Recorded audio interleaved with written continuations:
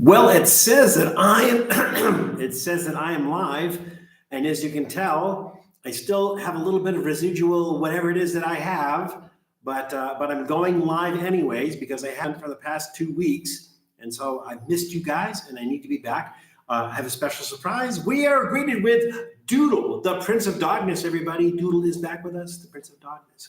So hello, bars and grills and all the ships at sea, and welcome again to another Trippy Food episode. Uncle Val, your Trippy pal, is here. We have Adam Heb in the room. Let's wait till we get a little bit of a buildup. Miguel Rangel is here. It says #1 and there's a crown on there. I'm not sure what that means, Miguel, but I think it's something special and it sounds like it's directed at you. Okay, yes, Doodle and guest Val are back. That's right, it's Doodle's show. I'm just represented. So he gets all excited when we go. Like he was sitting here very calmly, and then I started talking, and then he got all excited. I think he thinks it means it's snack time, and I want to give him the snack, but I have a feeling he's going to take off with the snack, and then you guys won't see him. Everybody's coming into the room. Here's Geratino. Maybe he wants to be pet. Not Geratino. Doodle. Nashies is here. Yes, Doodle, the Prince of Darkness. It is him. It is he. It's a little echoey in here, so I apologize for the logistics. We haven't got completely worked out yet. So I am using natural light because the desk is sort of set up in an alcove, and I have like a screen over it to let the natural light in, and I think it looks pretty good with a natural light. I mean, you guys can tell me, but you know that's the way it is. I have a piece of cardboard in the window there only because I don't want to be backlit. And the room isn't completely furnished, and so it's kind of echoey in here. So I don't know how it sounds to you guys, how it looks to you guys. The video okay, the lighting okay, the sound okay. What do you guys think out there? Hey, Janice is here too. Welcome, Janice. Sorry, I'm seeing these crowns that say #1 with everybody. So like maybe I don't know if that means it doesn't mean you're not #1 in the room. I don't know what those mean. Those are new. I've just seen those. Viral y'all is here, and yours says #3. Everyone else says #1. Yours says #3. Why is that? What is that? Hang on, let's see what that is. If I can figure it out. Oh, top fans. Wow. Okay. Everybody in the top 5 are here, I think. Tom, old guy in Colorado is here. Doodle's like, pet me. What are you doing? What, you think you're doing a show or something? You got to pet me. But it could be that he wants the snack. I don't know. Let's see. All right, Doodle, I'm going to give you a snack, and then we're going to test this out and see how it goes. Like, are you going to run in the other room with your snack, or are you going to stick around? Let's see how it goes. Have his favorite, Trader Joe's smoked chicken tenders, which are, I got to admit, are pretty tasty. Let's see if he runs off with them. Oh, there he goes. He'll be back. I know him. All righty. So we get more people in the room. Let's see. Where's our count? Our count is up there. 11 already. We just started, and I'm just knocking everything over here. 11 already. Let's see if we can adjust this because we're cutting my head off. There we go. I guess it looks okay. So again, I am still a phlegm factory. And so last week, I couldn't even breathe through my nose. So it was that bad. Couldn't even breathe through my nose. It's better today. I've been using this nasal spray. It helps a little bit. I can breathe through my nose, but you can still hear, I'm sure you can still hear it in my voice. I still have that, that phlegm. I'm a phlegm machine, and I make phlegm for nobody but you. So it is what it is. And again, I was disappointed that I was not able to live stream for the past couple of weeks. And so I said, well, you know what? My voice is not quite 100%, but I'm doing it anyways. I'm doing it for you. So thank you for your support. I'm doing this for you. I'm going to have a little bit of water. I'm going to keep that hydrogenated.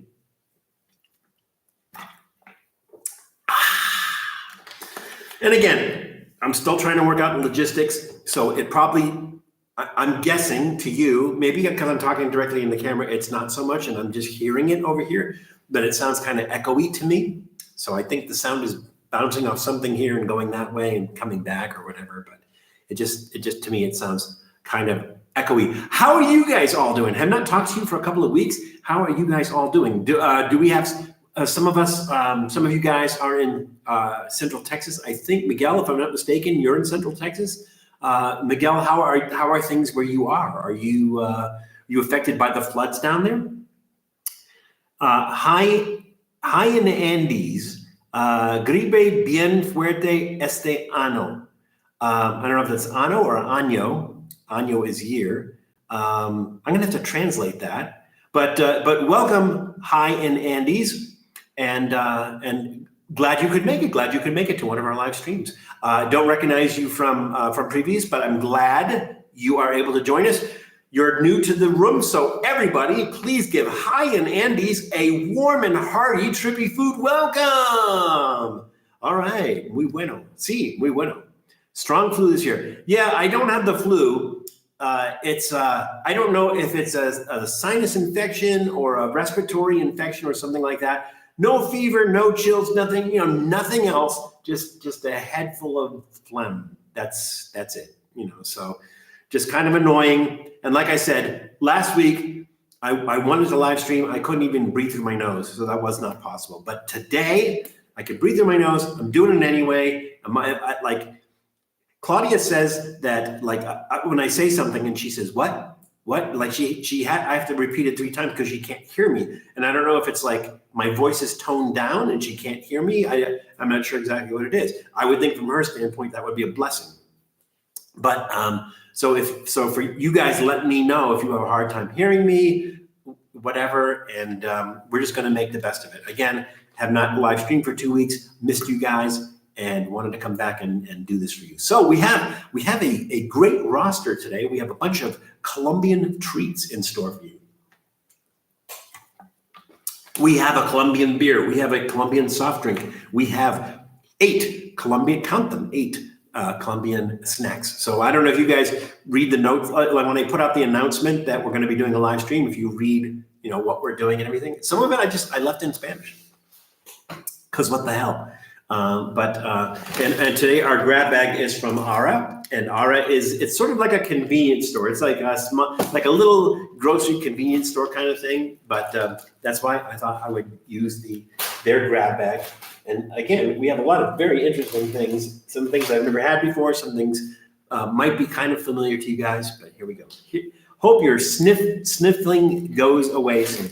Yeah, it's not so much sniffling. Like I said, it's like everything's in the back, and it's kind of like you can hear it in my throat. You can hear it in my voice. I'm not coughing a lot and everything, but hello, chat people. Mwahaha. It is the Old Guy Radio Players. Now, so we have Tom, Old Guy in Colorado, and then we have somebody saying that the Old Guy Radio Players. I'm not sure if that's like Tom or somebody representing Tom or them. So for those of you who don't know, I participate in a side project that Tom has going, called the Old Guy Radio Players, and he does, I guess, for the lack of a better term, 1940s radio shows on YouTube, and they're a lot of fun. The one we do is kind of a comedy. I guess what you would say it's comedy, and it's called George and Pudgy. I obviously play Pudgy, and then there's. What is the other one? Mason Jennings, which is a detective series. And then there's, what is it? Tom, help me out. It's something crossing.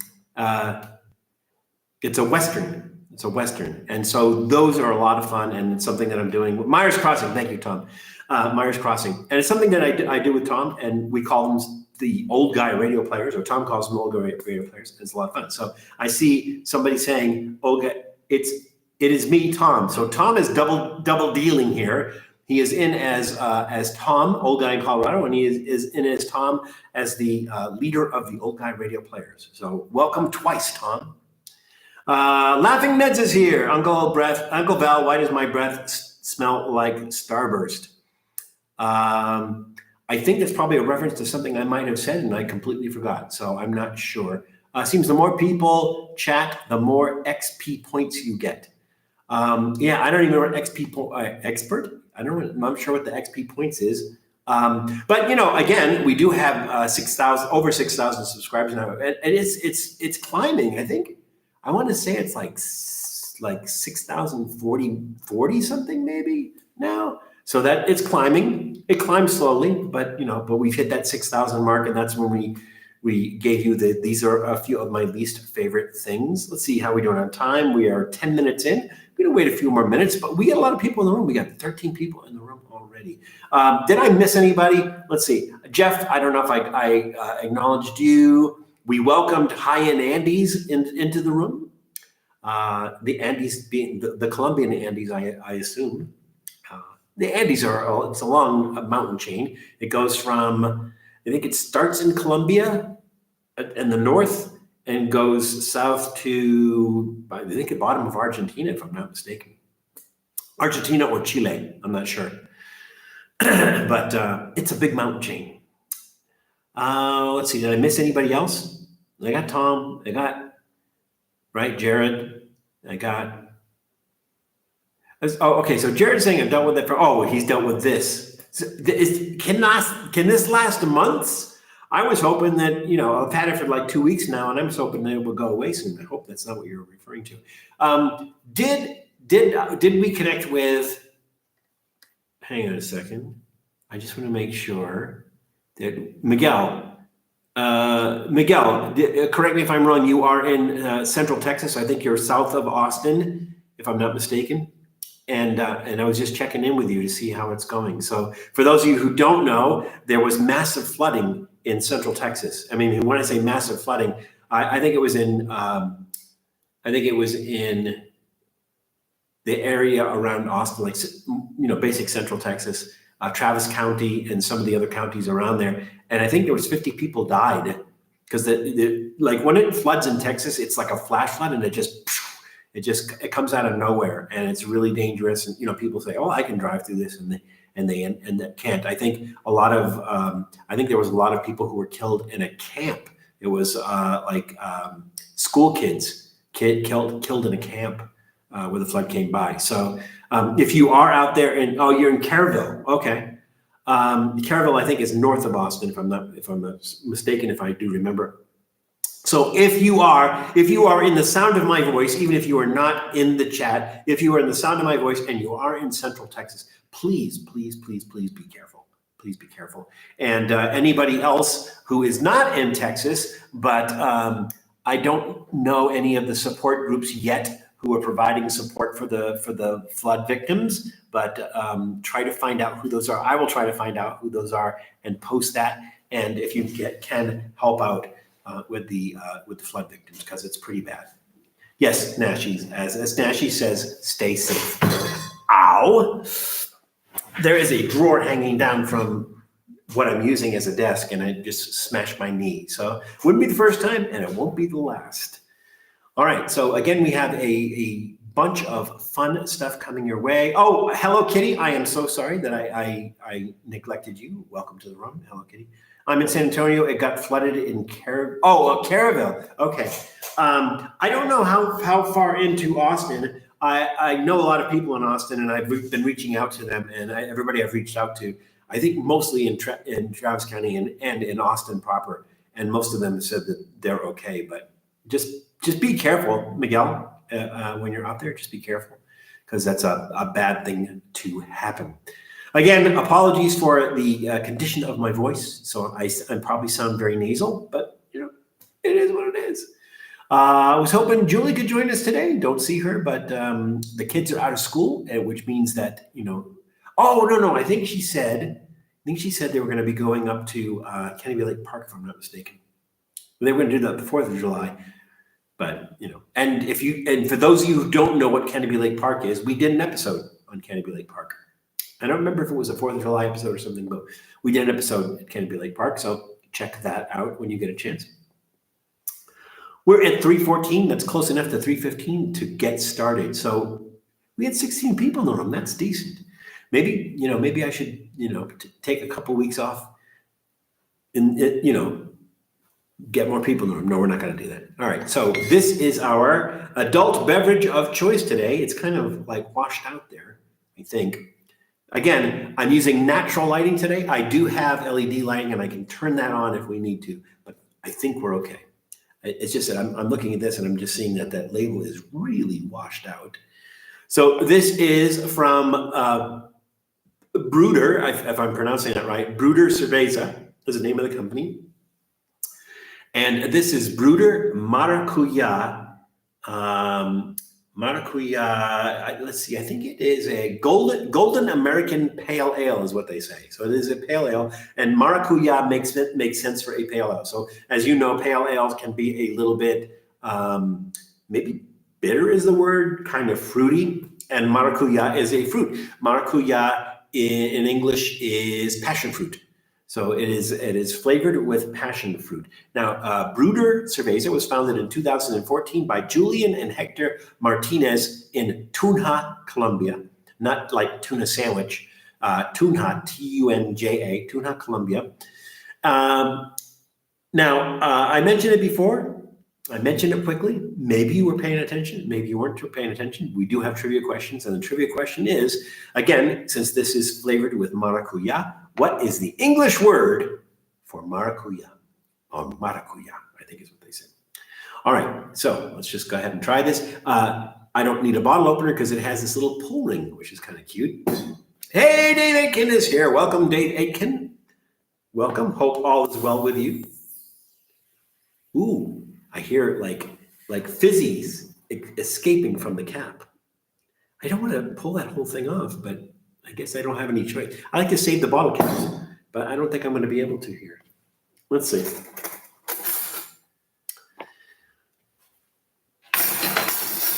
I got all kinds of utensils here, but not, see, this is, I'm trying to get that little thing off without ruining the bottle cap, and I don't think it's going to happen. I don't think it's possible.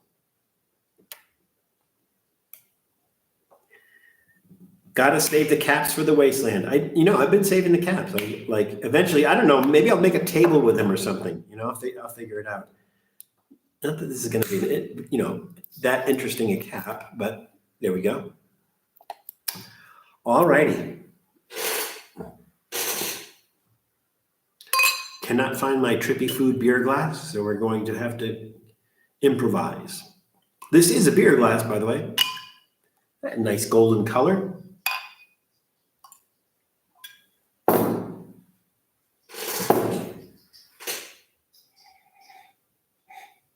Smells like beer. It doesn't smell like maracuyá. You're going to be drunk. No, I don't think so, because this is what is this? 5.0% ABV, which is about standard for a beer.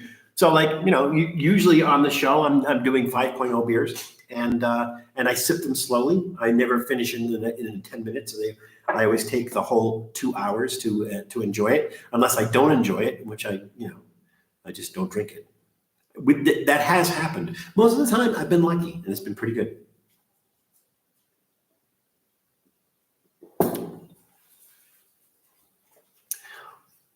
To me, I know they say, what did I say? They say it's golden American pale ale. To me, it doesn't taste like pale ale. It tastes more like a lager.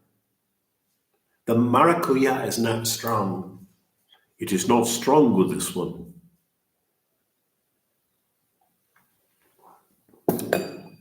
There's a little bit of fruitiness to it.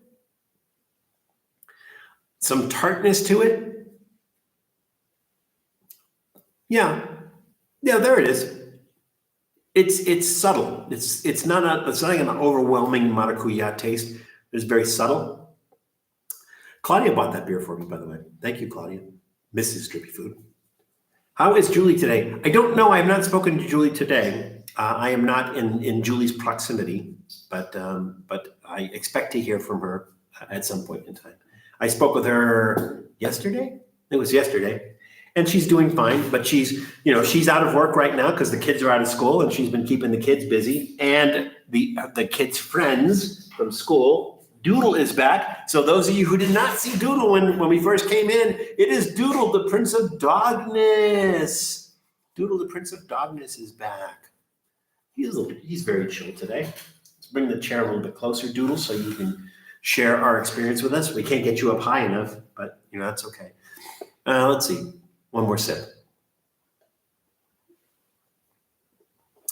We made a batch of homemade cherry ice cream. I don't know that I've ever had cherry ice cream, but if you got the fruit, why not, right? He is a cute guy, Laughing Meds. He is a cute guy.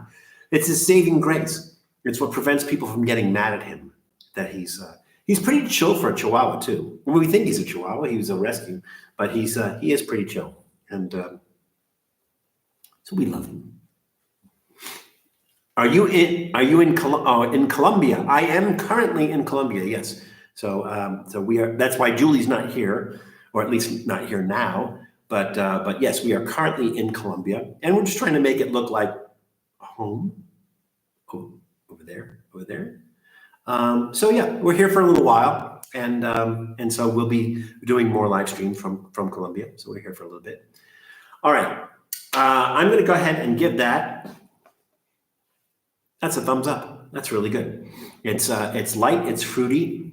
It has a kind of a delicate maracuyá taste. Now, going back to maracuyá, our question was, what is the English word for maracuyá? And I think I did mention it earlier, but let's see who was paying attention.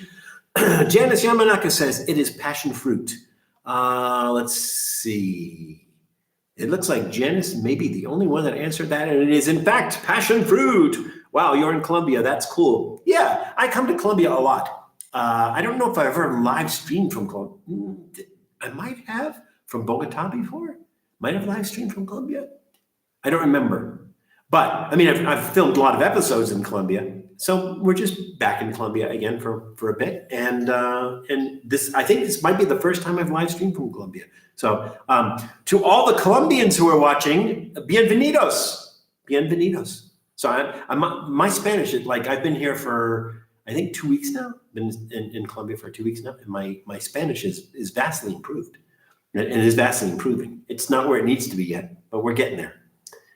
Let's see. Yeah. So we are in Colombia, and that's why it made it easy to get Colombian snacks and beverages for you guys today. All right. So the beer, the Bruder Maracuyá cerveza, thumbs up. Yeah, it's tasty. All right, Doodle, I don't have any beer for you, so you're just gonna have to chill. He's just chill. He's right here. You guys can't see him. He's right here. He's very chill. It is illegal to get white dust there and cook with. It depends on what white dust you're talking about.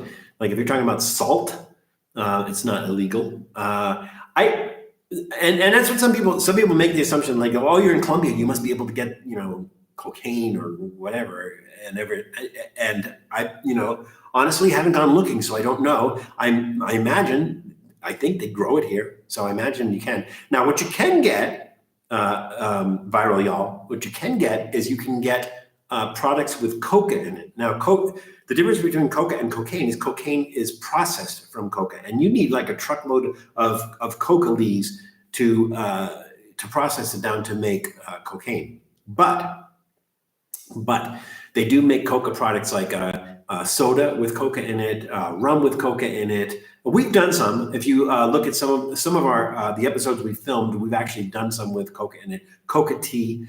Coca tea is really, really, like, the first time I came to Colombia, in Bogota is 9,000 feet above sea level.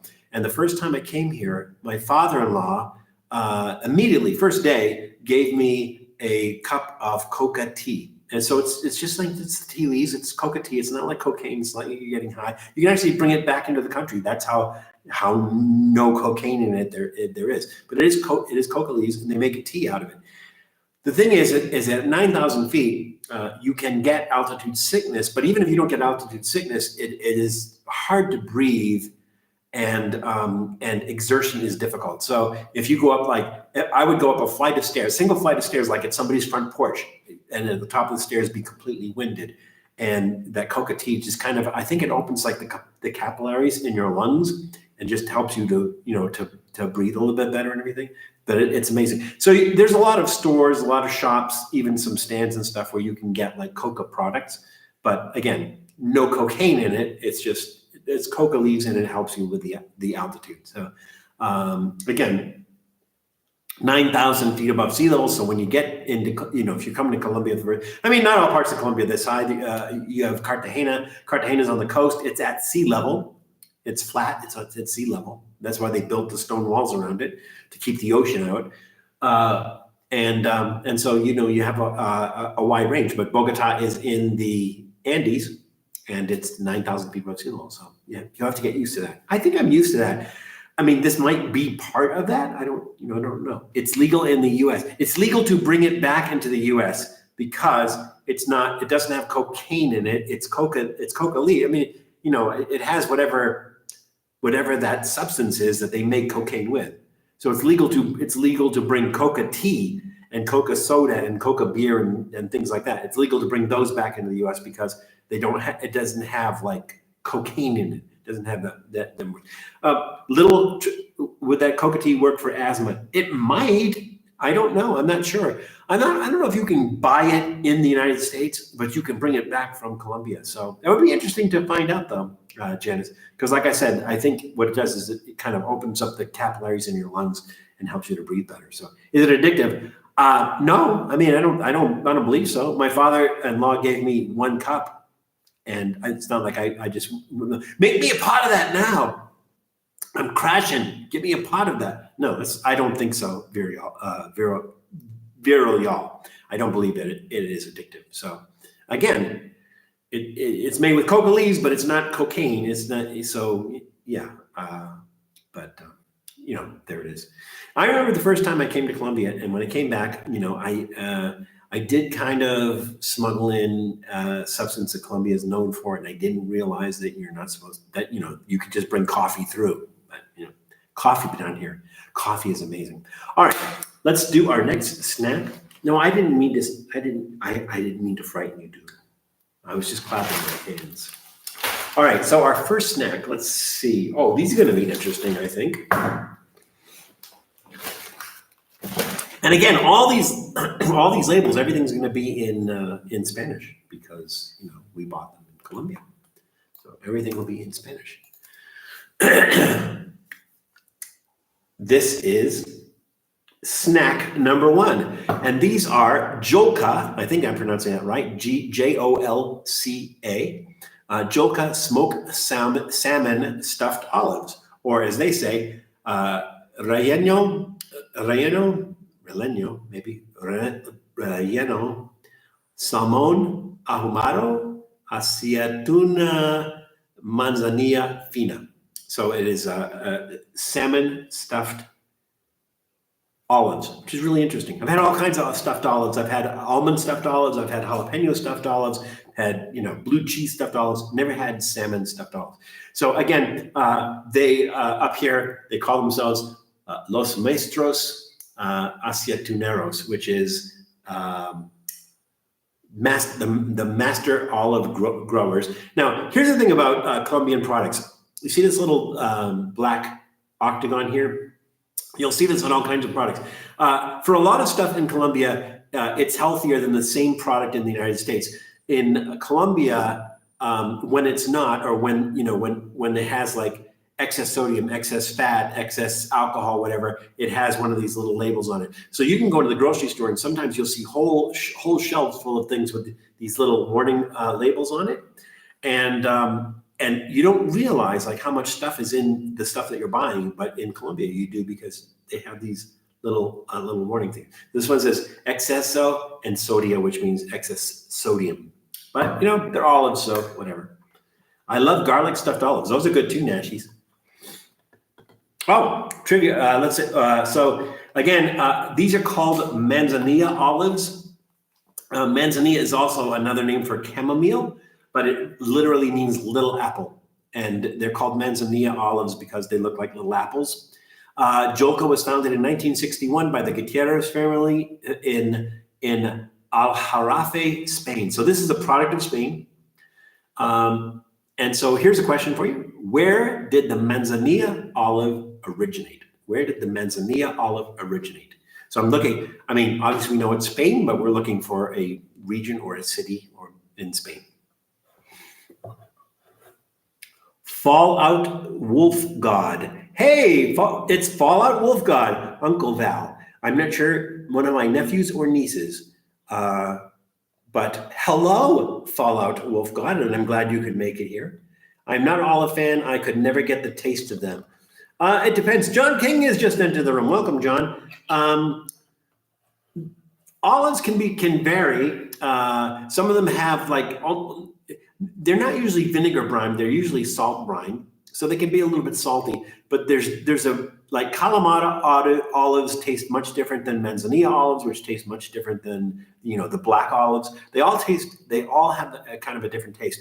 But some people, because they're brined, it has that pickle taste, and some people just don't like that pickle taste. So, all right, let's see how we're going to do this with a fork.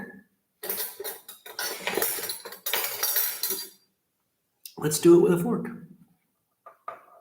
Doodle, I don't know if I can give this to you. I mean, it's salmon, and I know you can eat salmon, and it's olives, and I know you can have olive oil. I don't know about olives per se, so I'm going to have to hold off on giving you this. Here we go. Salmon stuffed olives. Ooh, that is weird.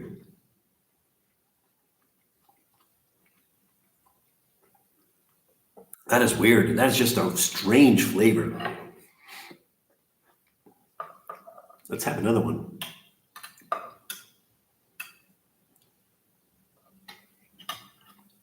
So you can see why they call them manzanilla olives, because, again, they look like little apples. I missed this hangout the last couple of weeks. Oh, me too. So glad you're feeling better. I am. I still have the mucus, but I can breathe through my nose, which is that's a good thing, Nashies, and thank you for asking. Give him the beer too. I think you're talking about Doodle. Well, it's not going to work so much. But he wants something. I do have some other snacks, some other Doodle snacks. These are crunchy cookies, so they have to be good. Do you want a crunchy cookie, Doodle? You want a crunchy cookie?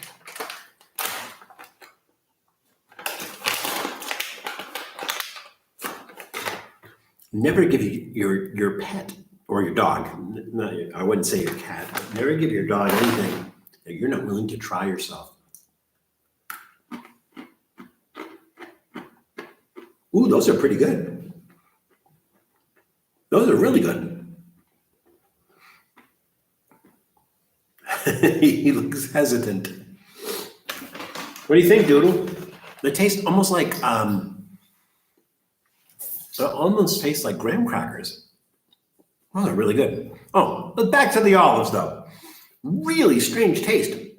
With that salmon and the olive together, very, very strange taste. But just because it's strange doesn't mean it's bad, because you know how we live here. Trippy. If it's trippy, we love it, and it's going to get a thumbs up from me. That looked like I'd have this tiny, tiny little baby hand coming up there. It would look worse if I had a long sleeve shirt on. Yeah, that is definitely going to get a thumbs up from me. So let's see. Let's move this out of the way here. I mean, cat food won't necessarily hurt you. It can, though, because the thing about cats' digestive systems is it's shorter. And so a lot of things don't make them sick that will make people sick. Like I think it was somebody on Reckless Eating, somebody ate cat food. And I don't remember which one it was, which guy it was there. But he ate cat food, and he ended up having to go to the hospital. And there was like some sort of, I don't know, parasite or something. There was something in the cat food that made him sick. So small quantities, yeah. When you're doing it as a dare, all bets are off. All right, so the question was, where did manzanilla olives originate? Jens Yamanaka says Seville,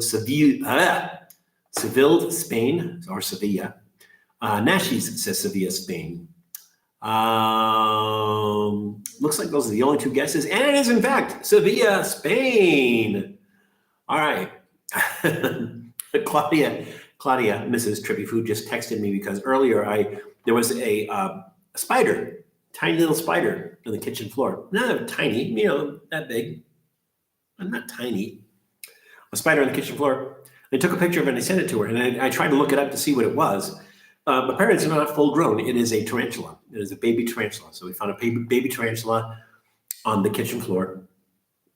I sent her a picture of it, and she said, no. But, they're relatively harmless if you don't mess with them.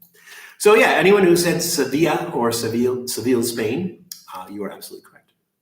All right, that was a thumbs up. Oh, Val, I highly recommend you, if you haven't tried these, the orange cream pop Twizzlers. I've seen them, but I've not tried those. I will definitely try those.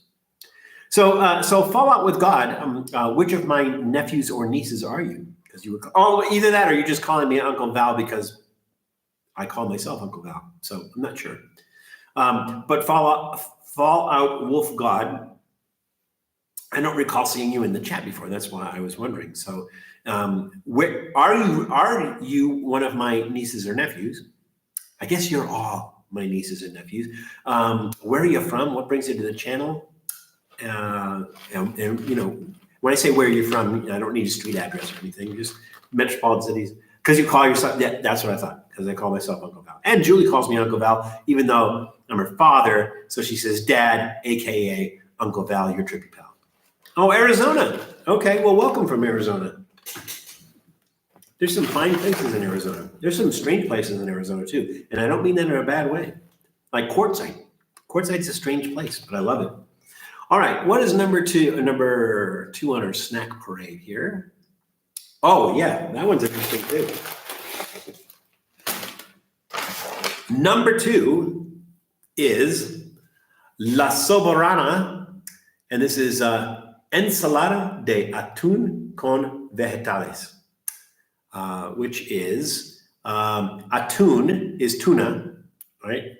They just put the A at the beginning of the word. It's funny because there's a Spanish word. It's not tuna because it has an N instead of an N, so it's tuña. But tuña, T-U-N-A, is actually the cactus pear fruit. So tuna in Spanish is atún, not tuna. But this is ensalada de atún con vegetales, which is tuna salad with vegetables. This is really unusual. So I think people in Colombia are saying that's unusual. Tuna in a can with vegetables, and I agree. It looks like, from the picture, it looks like maybe peas, carrots, and corn. Very, very strange. It does say 100% natural. I think natural is probably a Spanish and English word. So very, very interesting. Although we do have our warning labels. So we have excess sodium and excess in grasas saturadas, which is saturated fats. Excess saturated fats, excess sodium. But we're eating it anyway. All right. So Lo Soberano was founded in 1978. I'm going to pronounce this wrong. Itagüí, I think it's Itagüí, possibly, in Itagüí, Colombia. So as long as we're on the subject of tuna, what is the name of the cartoon mascot for Star-Kissed Tuna? This one's easy. What is the name of the cartoon mascot for Star-Kissed Tuna? I watch all your vids. Well, thank you, Fallout Wolf God. I'm glad you do. I don't. You didn't say you enjoy them. You just said you watch them. Ooh, that's wet. It has more and more things have that little ring pull top on it, and less and less of them you need a can opener to open. But the problem is, like, once I started opening this, I got there's just tuna juice everywhere. I don't think there's anything bad in here that would hurt Doodle. I think he might even be able to have this. But he ran off as soon as I gave him the snack. So I'm getting, I think, is it olive oil? Maybe it's olive oil. I'm getting it all over the place, everywhere. I very much enjoy your vids. Well, thank you, Fallout Wolf God. And if you have suggestions, I don't know if we discussed this before, but if you have suggestions, we have a suggestion box. So if you go to, I think it's called Posts now. It used to be called Community, but I think it's called Posts now. So you go to the main YouTube channel, and there's a tab, and I think it says Posts now. And it used to say, oops, and it used to say Community. And if you scroll down, one of the older ones is called Suggestion Box. And if you have a suggestion, just leave it in there. We'll do that. Ice Hand is here. Welcome, Ice Hand. Apologies to not having been here for the past couple of weeks, but you can probably still sense a residual whatever. I don't know if you guys can see that. I can't tip it too much because it is full of liquid, but like you can see the orange from the carrots, the green from the peas, and the yellow from the corn, and you can't see tuna. So here we go. I'm trying to get this lid a little bit more off. I'm tempted to use this. There's a lot of liquid in there, and I have no place to drain that here. So I think, well, let's just try it with a fork and see what happens. What's the worst that could happen? Looks like salsa. A little bit. Like I said, I think the tuna's hiding underneath. There it is. So usually when you open a can of tuna, you have the tuna is pretty solid, right? And you have to kind of break it up a little bit. And it's like you can see that the tuna is all broken up. All right, let's get some. There's corn in there. So there's corn, peas, and carrots.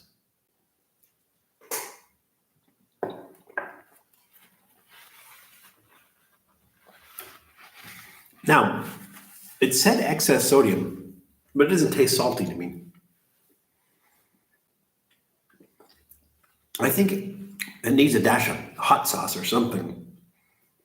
Well, typically, you're not going to eat tuna out of the can anyways. You're going to put, some salt, pepper, maybe mayo, or mayonnaise, or mustard, something like that on there. The problem is, I think it's too vegetable forward.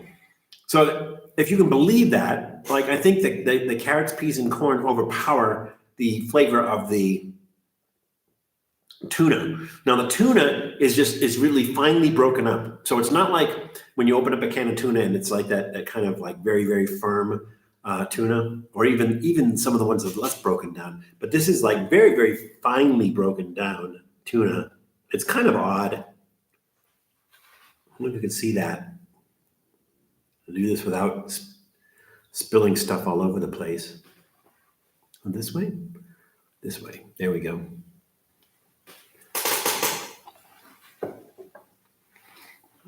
Okay. That's pretty good, but not for eating it right out of the can.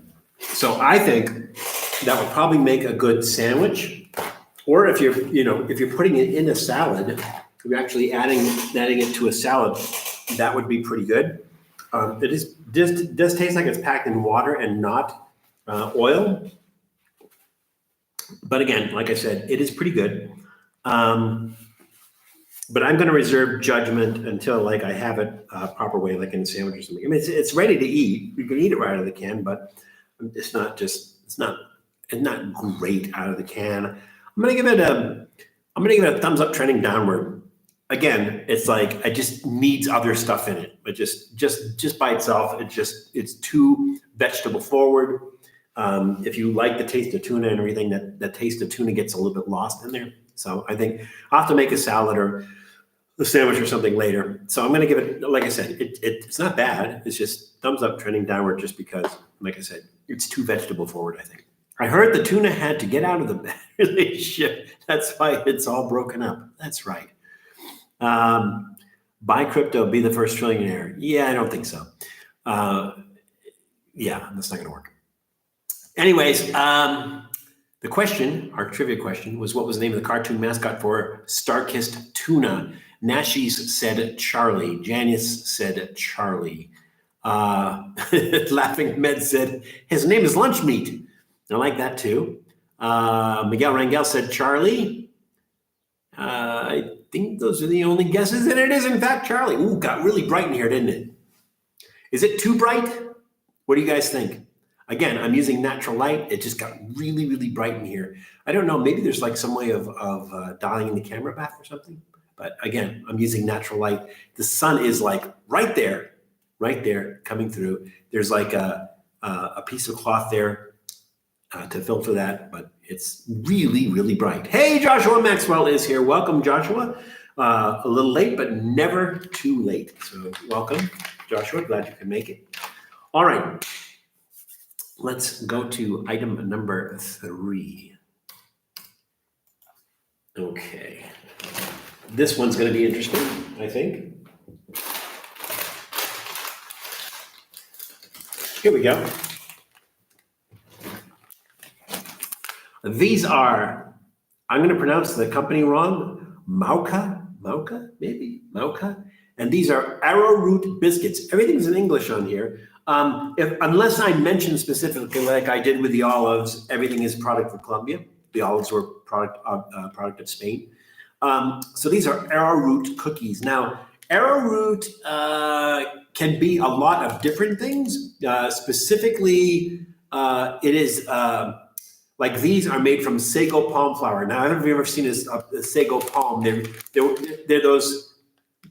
It's not really a palm. It's like a cycad, which is like it's sort of like a palm. It looks like a palm. They're mostly pretty short, and they look kind of prehistoric. And they use the root or the rhizomes, which is kind of like a potato is a rhizome essentially. They use the rhizomes from the sago palm. They make flour into it, and that's what they're calling the arrowroot biscuit. This is from a company called Mauka, I believe it is. They were founded in 2013 in Medellin, Colombia. And so, as long as we're on the subject of rhizomes, from what other rhizome is a popular edible starch, sometimes called arrowroot derived? Maybe my grammar is not trippy. From what other rhizome is a popular edible starch, sometimes called arrowroot derived? So in other words, something they sometimes call arrowroot, but what other rhizome, what other root, plant root is an edible? It's an popular edible starch, but it's sometimes called arrowroot. What is it? And you can give me the English name or the Spanish name, doesn't matter. All right. So they don't look like they have any other flavoring except arrowroot. I remember, now I'm not sure exactly what it was from, but I remember that when I was younger, they used to sell arrowroot cookies for babies. So they were, I guess they were really soft and they just kind of broke apart in the baby's mouth so baby wouldn't choke or something.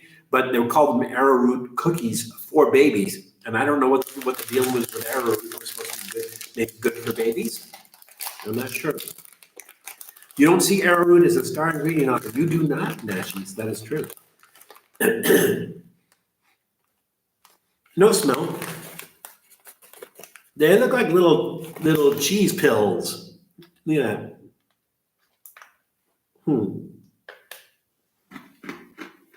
And again, I don't really specify that there's any other flavor except arrowroot, which again, this arrowroot is sago palm. A little bit dry, crunchy, kind of powdery.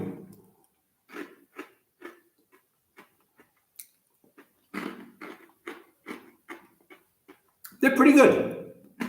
They're sweet. They don't really taste like a root vegetable. Those are pretty good. Let me give those a thumbs up. Here's another thing I like about Colombian snacks. In the US, you want to try a snack or something, you have to buy a bag like this, family-sized bags and everything. In Colombia, I mean, like you buy a bag like that, very reasonable, like single serving bag.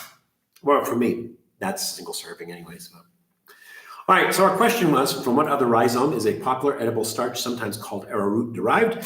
Let's see. Nashi said cassava. Janice said cassava. It is in fact cassava. I would have accepted tapioca as well, because tapioca also comes from cassava. If Julie was in the room, or if Julie joins the room, or if Julie's listening, she could tell you a very interesting story about cassava, or taro root. Alrighty. Let's get the housekeeping out of the way, and this one's going to be really interesting, I think. Ooh. Yeah, okay. So this is from a company called Suvi Fit, maybe Suvi Fit, I'm not sure. Suvi Fit, this is Caramelo de Yakon mora. Caramelo de Yakon mora. Now, what that means is Yakon caramel blackberry, or blackberry Yakon caramel. So these are like little caramel candies, but it's not caramel because caramel is made with sugar. This is not made with sugar. This is made with Yakon syrup. Yakon syrup is created when juice is extracted from the plant, the Yakon plant, and then boiled down to a thick caramel colored substance with a consistency of molasses. So this is really interesting. Mora is blackberry. It's Colombian for blackberry. So it is a blackberry flavored Yakon caramel. If that makes any sense. I mean, they call it caramel. It's not caramel because caramel is, just boiled down sugar, and this is not boiled down sugar. Let's see. And you can see these are made in Colombia, and there's no black hexagon warning on these, so they must be good for you. Julie's here! Yay! Julie's here! Welcome, Julie! Julie, the last thing we did was we did Mauka, if I'm pronouncing it right, arrowroot biscuits, and we were talking about like edible roots of not vegetables, but edible roots from plants. And these arrowroot biscuits are made from sago palm. And we were talking about other edible roots, and cassava or taro came up, and I said that you had a very interesting story about taro. And maybe you want to tell it, and maybe you don't. Gotta wash that phlegm down. All right, so far we're doing good. So now we are about to try a Suvi Fit Caramelo de Yakon Mora, or Blackberry Yakon Caramel. This is not caramel.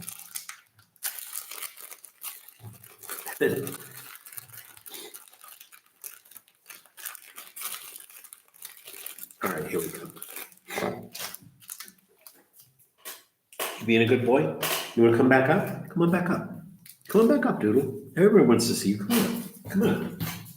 Come on, you can do it. Come on up. Doodle, where are you? Come over here. Come over here. Come on. Come on up. Come on up. He's dancing around the room.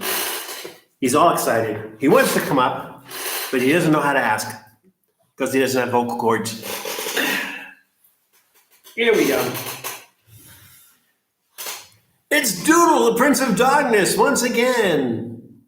He's so cute. He's just adorable. Don't eat new fruit veggies without doing any research first. Well, the thing is, to be fair, Julie, you thought it was coconut, so and found out quickly that it was not coconut. So it sounds like Julie doesn't want to tell the story. So maybe a story for another day. So when next time Julie and I do a live stream together, I will let Julie tell that story. All right, Doodle Janice says hi. How is Dude adjusting the new surroundings? Fine. I was a little bit worried because it's a high altitude here, and I was a little bit worried about because it can affect dogs and stuff. And like, there's a lot of dogs here, but they live here. They grew up here, and so they're used to it. But Doodle did not, so I was a little bit worried about it. He seems to be doing just fine. I ate some. Oh, okay. There you go. Julie's telling the story anyways. Yeah, Doodle's adjusting just fine. He's got the run of the house, just like he always would. Oh, what did I do with my caramel? Doodle, you found it. You found my caramel. You were going to eat my caramel. And again, I'm just calling it caramel because it's like a caramel. Oh, so again, I mentioned that the juice of this plant, the Yakon syrup, is boiled down until it becomes a caramel-colored substance with a consistency of molasses. So I did not ask a trivia question. Let me go ahead and do that. What U.S. city experienced a deadly molasses flood in January of 1919? What U.S. city experienced a deadly molasses flood in January of 1919? If you watch every one of our episodes, you might remember this, because we covered that. Steve Russell is here. Welcome, Steve. Good to see you again. Doodle,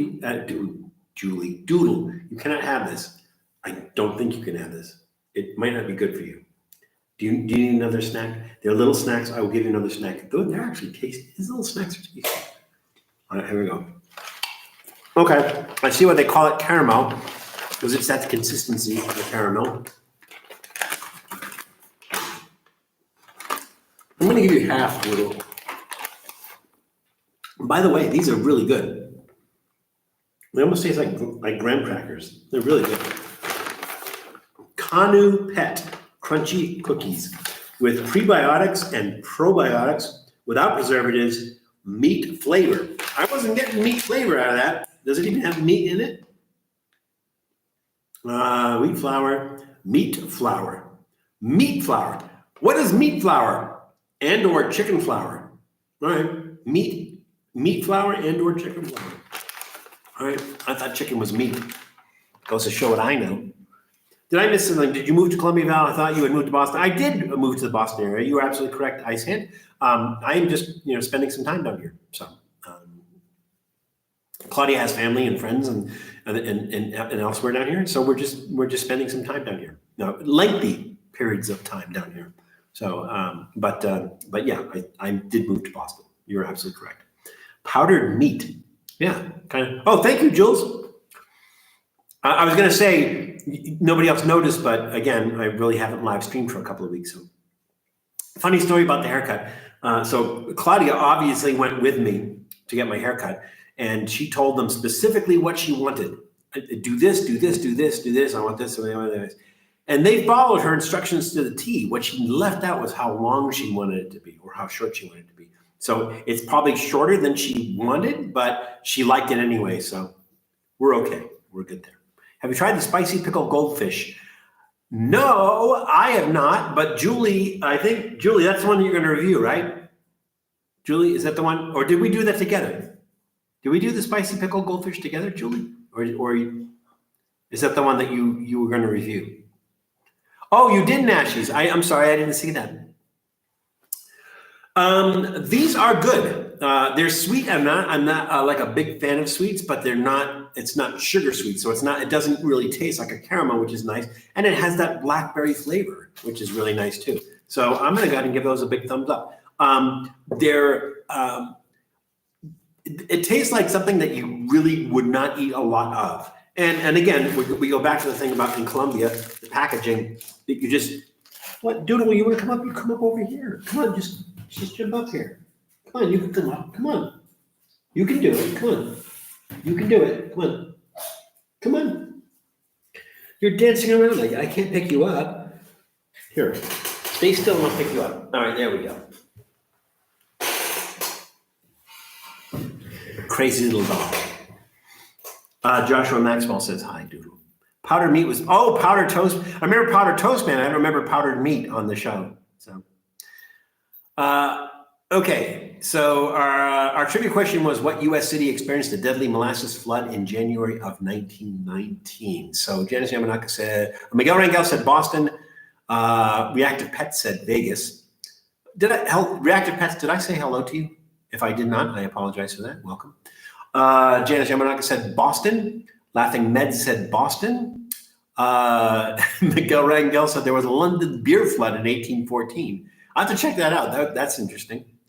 I think those are the only answers. Those are the only answers. The Great Molasses Flood occurred after a 2 million gallon molasses storage tank collapsed on January 15th, 1919, sending a flood of molasses through Boston's North End, killing 21 people. So I think, Jules, was that on the Freedom Trail one? We stopped and we saw the site of where the molasses flood was, and I think it was on the video. Was that from our Freedom Trail video? Do you remember? Oh, and Viral Y'all said New York, New York. Okay, so I think that was 4 snacks. That was 4 snacks. Yeah, so those of you who said Boston, absolutely correct. They say that on a hot day, you can still smell molasses in the North End, but it's not true whatsoever. All right, so now we're going to do our soft drink. And our soft drink is from Postobón. Postobón is one of the largest beverage producers I think in South America. So this is uva flavored Postobón. Now, the most popular, or not the most popular, but one of the most popular flavors of Postobón soda is the manzanilla, which is the manzana Postobón, which is the apple flavored one. That's the one everybody goes, ape for. It's red colored and it tastes like apple, and it's really, really good. But it's not their most popular product. So Postobón was founded in 1904 by, check this out, by Gabriel Posada and Valerio Tobón. So the Posada, Tobón, Postobón. They just put the names together. It's a portmanteau of names. It was founded in 1904 in Medellin, Colombia. So here's the question. What is Postobón's most popular flavor? What is Postobón's most popular flavor? I did not hear of the London beer flood in 1814, but I'm going to have to look that up. Let's see. Okay, there we go. I am caught. Let's try this. Uva, which is, I apologize if I didn't tell you, uva is grape. This is grape flavored Postobón. Now, I do not see a warning label on here, and I'm not sure if they use sugar. Yes, azúcar, so it is sugar and not high fructose corn syrup. Welcome to Colombia. That is very purple. Well, it's grape soda. Oh, Tom, kumquat is back. Tom is bringing kumquat. He's bringing kumquat back. All right.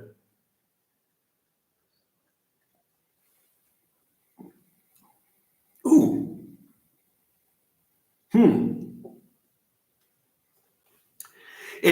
Wow. There's so much going on here. It does taste like there's some artificial sweetener in there. Let's see. Ingredients. Agua carbonatada, carbonated water. Azúcar, which is sugar.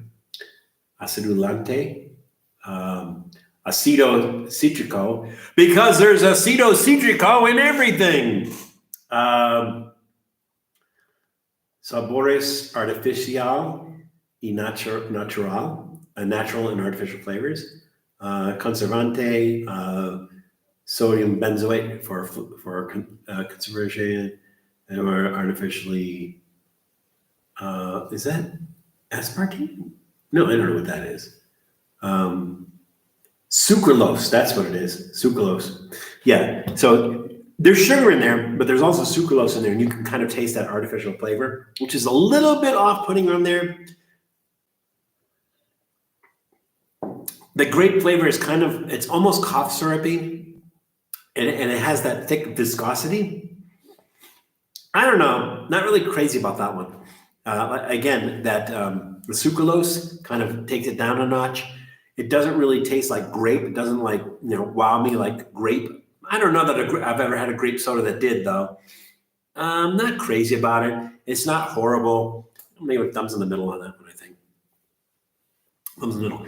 So our question was, Postobón was founded in 1904 in Medellin, Colombia. What is their most popular flavor? So let's see. Janice Yamanaka said Colombiana, cola champagne.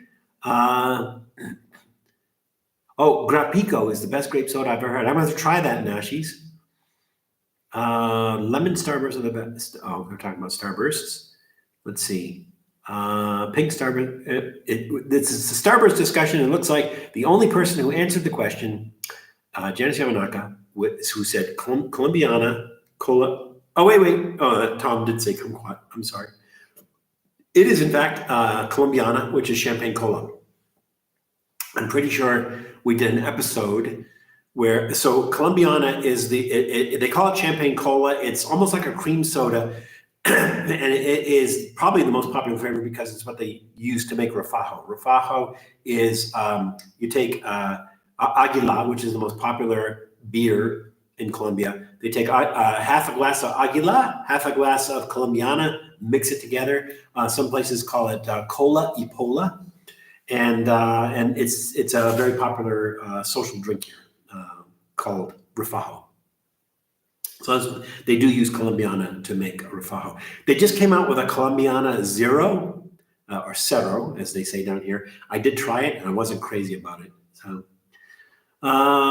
let's see. Did I miss anything? I don't know if I missed anything. Oh, Haley I missed Haley coming down there. And Steve Russell say, are you going to eat any capybara down there? If I can find it, I will definitely eat it. So I'm outside of Bogota, about 2 hours outside of Bogota. But when I get into Bogota, you can definitely get capybara in Bogota, and I will definitely search that out. I will be doing a lot of episodes while I'm down here. So, alrighty, I think we're caught up there. Oh wait, you know what I didn't do. Let's see. Do I have another glass? Well, I'll use this one.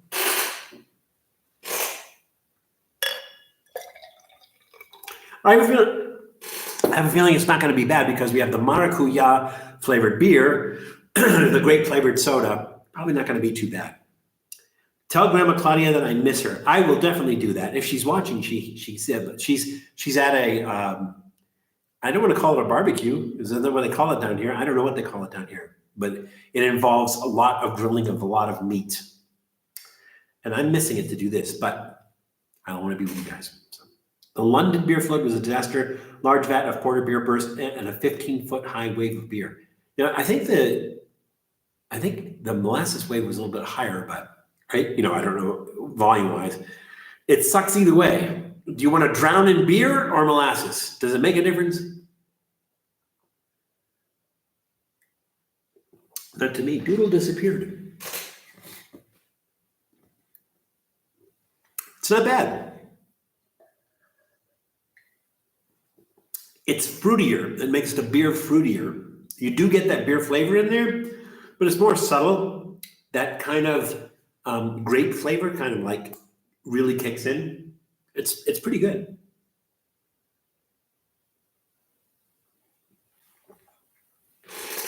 And again, remember, you take half beer and half Colombiana, which is a Postobón soda, and mix it together. It makes refajo. So there's not much. We're just making a different flavor refajo, essentially. So I'm going to give it a thumbs up. Not something I would order on a regular basis, but it is what it is. Good haircut stays cooler too. Well, you don't have to worry about it staying cooler here. So here's the funny thing. Same amount of daylight every single day, 365 days a year, same amount of daylight. So about 5:30 in the morning to 5:30, 12 hours, exactly 12 hours, 5:30 in the morning to 5:30 at night, day of sunlight. Every day, all year round, which is why they don't change the clocks here. Now, it's close to the equator, so you think being closer to the sun, it would be hotter. It is not hotter here because the altitude is higher. So like Bogota is 9,000 feet. So because the altitude is higher, it's cooler. So, I mean, honestly, we look at the weather, it says it's going to be 70 degrees today, chance of rain. Like, yeah, it says that every single day. Sunrise is at 5:30, sunset is at 5:30. It's consistent. So you know what every day is going to be like. It's very consistent. They call it here in Colombia, they call it primavera, which is always spring, and everything is so green. So it's very, very, very green. It's a nice place to be. Well, molasses was also boiling hot, so people burned it. Oh, wow. Yeah, that sucks. Old Blue Zurich, if the river was whiskey, I would be a diving duck. I would swim to the bottom. I would drink my way up. You probably wouldn't make it to the top, but I get your drift, Ice Hand. I like that daylight thing. It's nice. It's nice in the winter. It's nice in the winter because you do get more daylight. In the summer, there's something to be said for it getting dark at like 8 or 9 o'clock at night. Like in the Boston area, or you go farther up, like in Alaska or something, where it's like 11 o'clock at night, it's still light out. The drawback is in the winter, you have a few days where it's pitch black all day.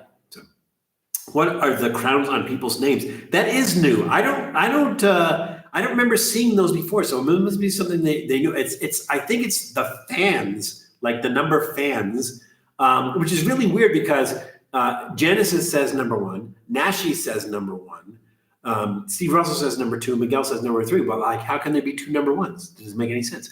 Let me click on this because I think it gave me a list when I clicked on it before. I don't know, maybe it's for in the stream. No, because it looks like Nashi's, Janice, and Laughing Meds are the only ones that have it. Nashi's is number 1, Janice is number 2, and Laughing Meds is number 3. But it's changing, I think, as you go, and maybe it's like depending on how many interactions you have with it or something. I don't know. It's a new thing. I just saw it today, and I'm like, what is that? I don't remember turning it on. Does Twitch do that too, Jules? I didn't know Twitch did that too. So how are we doing? We have an hour left, and technically 50 minutes. We have 4 snacks left. Piece of cake. All right. Well, we don't have a piece of cake. All right. 92 degrees. Where is it 90? Oh, in Boston, it's 92 today. Oh my God. Here, I'm guessing it's about 70. Well, let's do a quick check and what it is here today. I bet it's 70 degrees. Let's see. Tell me what it is. No, it's 65, and it's 65 because it's raining, so it's a little bit cooler. Light rain. I don't see rain coming down, but they say light rain. So, but then again, I have like a screen on there to filter the light. By the way, is that working? Is that working for you guys? How's the lighting? I don't have to use the LED lights or anything. I'm relying on natural light. It's kind of filtered natural light. Is that good? Should we continue to do that? Rain is ending around 5:15 p.m. It is 4. But that's in about an hour. Should we ending in about an hour?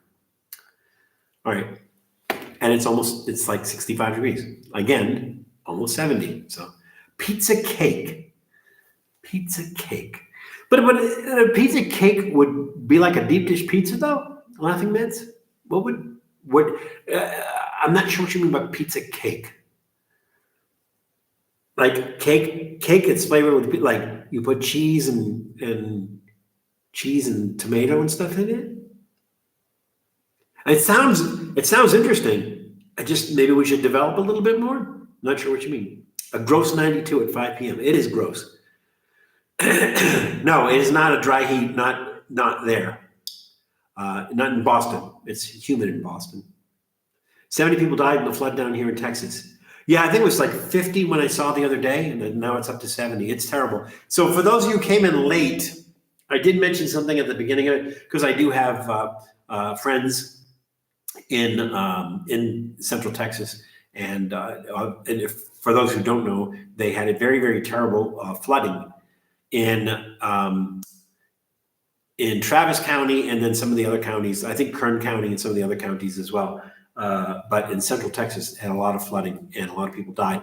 And so I checked with a lot of my peeps, and then I put up things on social media just to have people check in with me and make sure that they're okay. Most of them are okay. I have not heard from anybody who said that they were in it, but they were near it. And I just told them all to be very, very careful. So if you are in Central Texas, be very careful. Don't mess around with floods. If they tell you to get out, get out. And because life is more precious than property. If you are not from Texas and you can find, I don't know what the aid, what the names of the agencies are that are doing aid, but if you can contribute to them to help out the flood victims in Texas, that would be a nice thing to do. So, never once sent a super chat on any channel. I'm broke. I have not either. So I don't know how that works. 90 degrees in West Virginia. That kind of makes sense. Chicago pizza is pizza cake, in my opinion. That's what I thought. Well, Jules, to be specific, deep dish pizza, because there's also Chicago pizza that's not deep dish pizza. Shortcake with pepperoni toppings. I see. So you're saying a cake prepared like a pizza. So I would make that a thin cake. I'm not making a thick cake. I'm making a thin cake, and then I would put like, in addition to pepperoni, I would put pepperoni, tomato sauce, and cheese on top of it, but on top of cake. I don't have high hopes for it, so I would make a small one, but still, it sounds interesting enough. I think maybe you want to overcook the cake a little bit so that it stays firm, because you're going to put tomato sauce and stuff. It's going to be a mess, but But it's really interesting, Laughing Meds. I like the idea. Go to our suggestion box and put that in there, and we'll give that a shot. Lighting is great. You are ready for your close-up, Mr. Denell. Thank you. I'm fat. Yes, I am too. Nashi says too. It looks like we just got a bunch of fat people here. So your photo looks hot.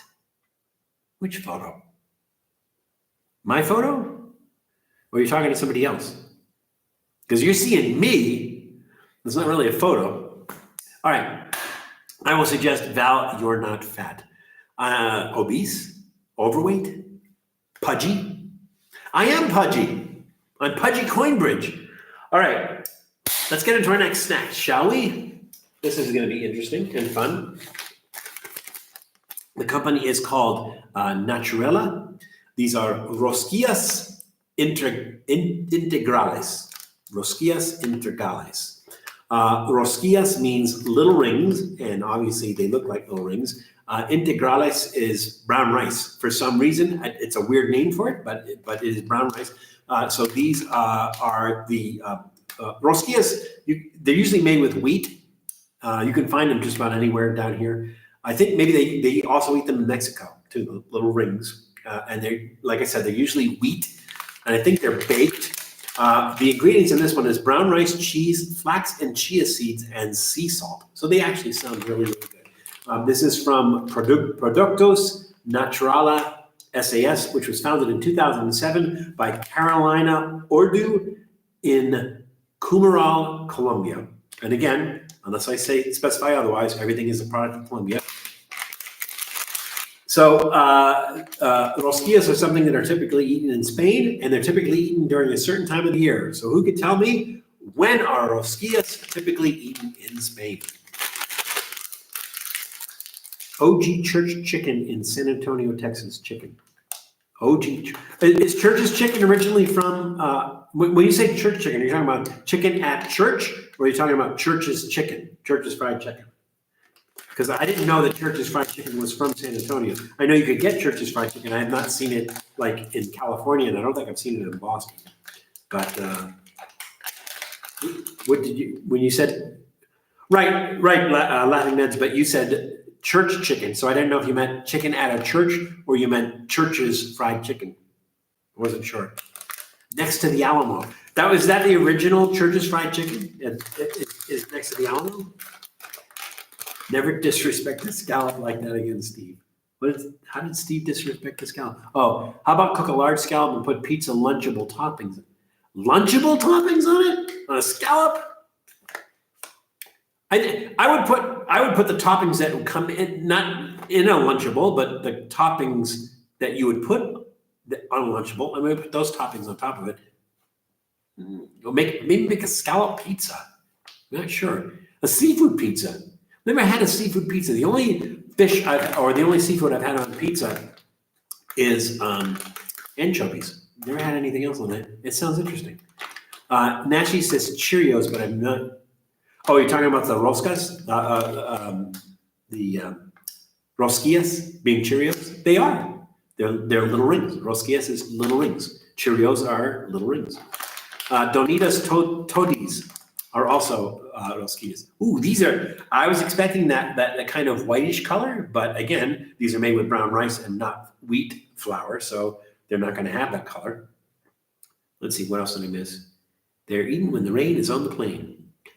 I meant Church's Chicken. Okay, yeah, I don't think I've been to a Church's Chicken, so I've been in Texas, so I'm not sure exactly, how far east or west churches go.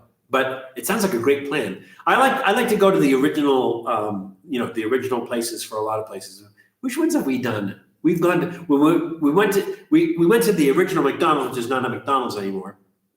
It is now a museum, but we did go to the oldest McDonald's. We went to the oldest Big Boy. The original Big Boy's not there anymore. We went to the original, let's see. What else Jules, do you remember what other places we went to that were the OG, the original places? We went to the replica of the original In-N-Out because the original is not there anymore.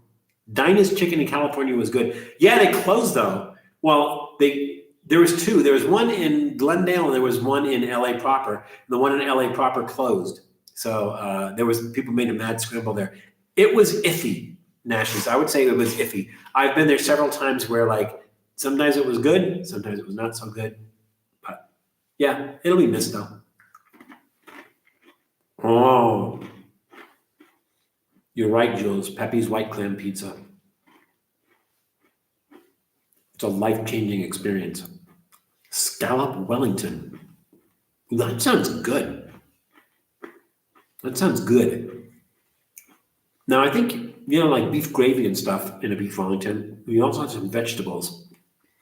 I suppose you could use the same stuff that you would put in a beef Wellington, you know, except the beef gravy with scallops. And I think they would cook in the pot, in the pie. I think they would cook okay. The thing about scallops is it is so easy to undercook or overcook scallops. It's just, it's an art to get that just, you know, just perfect. But I think they would cook okay inside a Wellington. You definitely don't want to eat them undercooked. And overcooked, they're chewy, not pleasant. They're a little bit gritty. They don't have that crunch like the Mexican rosquillas do. I like the flavors in there. It says cheese is one of the ingredients. Doodle! Doodle! What are you barking at? He's inside, so I suppose I should go find out. I'll be right back. What is it doing? What are you barking? Huh? What are you barking? Did you hear somebody? I didn't hear anybody. Did you hear somebody?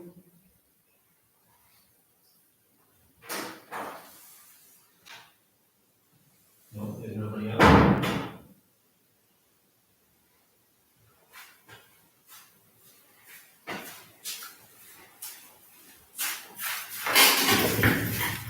Maybe it was another tarantula.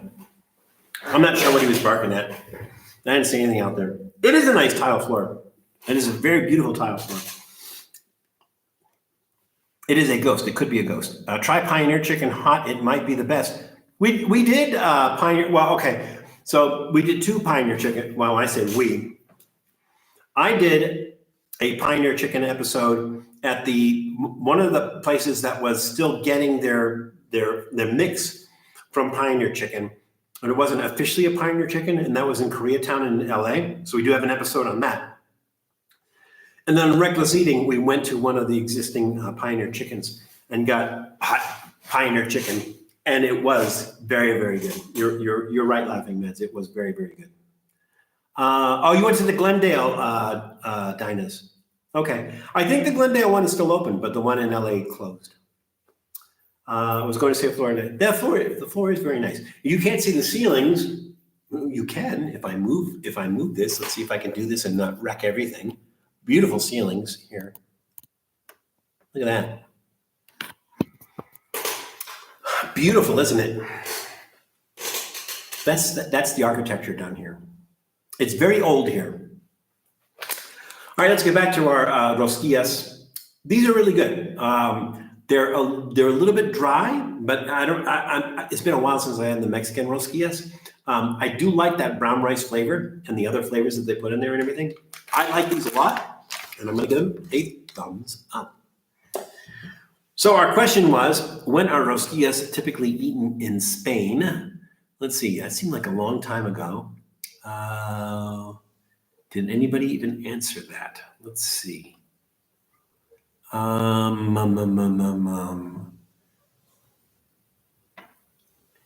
apologize. I am scrolling way back up and I am not seeing anybody. Oh, Janice Yamanaka said around Easter week.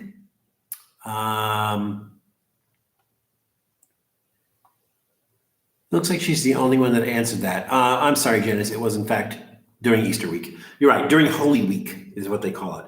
So typically that's when rosquillas are eaten in Spain during Holy Week. All righty. Oh, thank you, Janice. So Janice just posted the Koreatown Pioneer Chicken that we went to. At the time, I think there were only 3 left, And on reckless eating, I'd have to go out and find the reckless eating one. What I should do is the reckless eating episodes that I participate in, especially the Uyghurs, I should have a playlist on our channel of the ones that I participate in. And so you'll be able to see us going to the original Pioneer Chicken. So I will do that. Yes, Nashies, those beams are awesome. I don't know if they're supporting beams or they're decorative. I'm not sure, but because I understand that this building is 10 years old. So they're going with the old style and everything, but I think they might have to. I'm not sure. All right, what do we have? Oh, this is going to be fun. This is going to be fun. You guys recognize that logo? Yes, these are Doritos. You can see Drunk Val on Reckless Eating. You can. That was the, I think it was called Secret Pizza or Hidden Pizza, which is in the Metropolitan in Las Vegas. And so when I was with Reckless Eating and we went to Las Vegas, we went to Secret or Hidden Pizza. I can't remember what it's called. And Val was a little bit tipsy after drinking a 5.0 ABV Clamato, but it was a big can, and I think maybe I drank it too fast. And so Tipsy Val did a review of Secret Pizza. Not only did I do a review, but I had a bottle of the Last Dab Hot Ones. I think it was a Triple X or Apollo. I can't remember which it was. I brought with me, and I put that on the pizza, and I drank it. And Val uses very colorful language in that video. So he doesn't use very colorful language on this channel. On Reckless Eating, all bets are off. Val uses very colorful language. Dinah's in Los Angeles moved down the street, right? Oh, they moved. I thought they closed, Janice. I'd heard that they closed. I didn't think they were moving, but I guess from that location. That was a funny video. That was. How dare you have fun in Vegas? You got to make your own fun. He just whips out some sauce. Yeah, just had that bottle in my merce with me, and then we made it. All right, back to business. Doritos. You guys know Doritos, but they have flavors in other countries that they don't have in the United States, and this is one of them. So this is pizza flavored Doritos. Now, the story about Doritos originally weren't part of Frito-Lay. Doritos were originally created at the Casa de Fritos at Disneyland in the 1960s. And Arch West of Frito-Lay made a deal in 1964 with Alex Foods, who were producing the chips, to produce them, to have Frito-Lay produce them. And they couldn't keep up with the demand, so they moved the production to their Tulsa, Oklahoma plant. And Doritos were the first tortilla chip to be launched nationally in the United States, being released in 1966 or 1960. But again, this is one of the flavors. Now, my understanding is they did at one point, or at 2 points, have a pizza flavored Doritos. I think it had a longer name or something, and I think it was in the 1990s that they had a pizza flavored Doritos. But down here in Colombia, they have pizza flavored Doritos. Again, this is a product of Colombia. They're made down here. So just in case you didn't know. You ever know what kind of shenanigans Val will pull out of his bag? He's like Mary Poppins. Yeah, there's a coat rack in there too.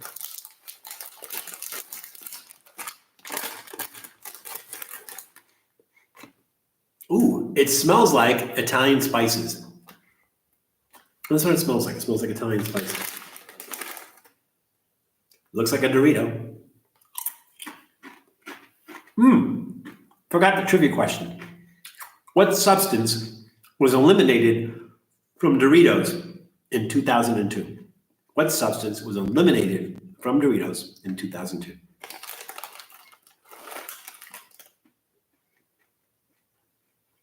There is a really, really nice Italian spice flavor here.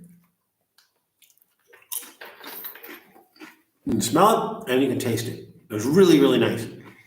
So it kind of gives you that tomato sauce flavor. Let's see. There's tomato in here. There is tomato in here. Now, it's not going to have the crust flavor because these are made from corn, not wheat.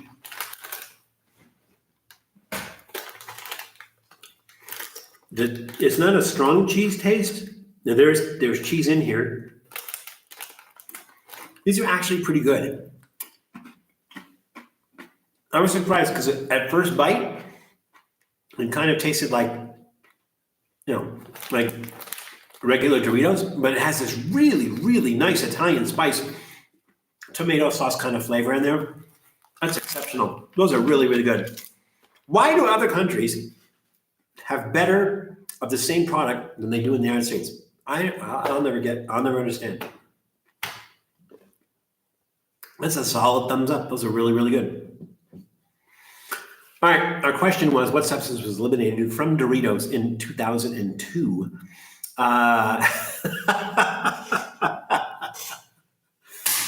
Miguel Rangel says lard. Tom, old guy in Colorado, says arsenic. That'd be a good thing to take out if you have that in your product. Laughing Med said lard. Viral Y'all said Crisco. Nashi said trans fat. Geneseo Manaka said trans fat. Reactive Bet said yoga mat material.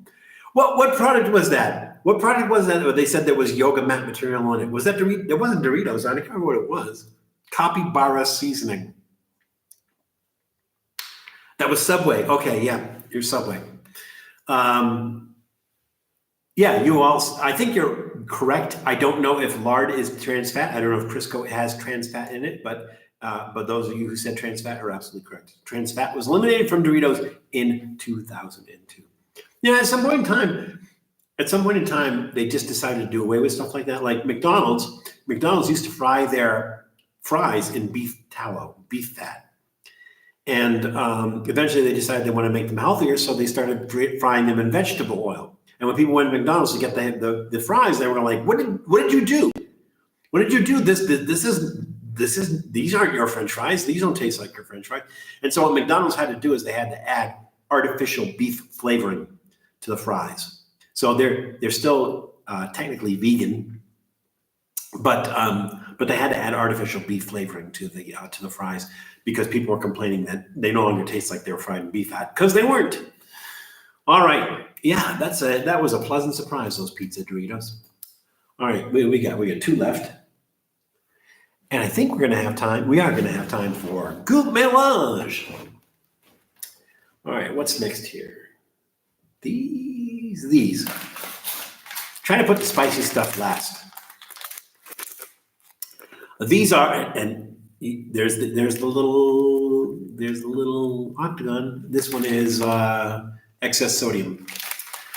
These are Nutri Hogar maíz chile con limón, which is corn with chili and limon is a kind of tough thing. So let me try to explain limon to you.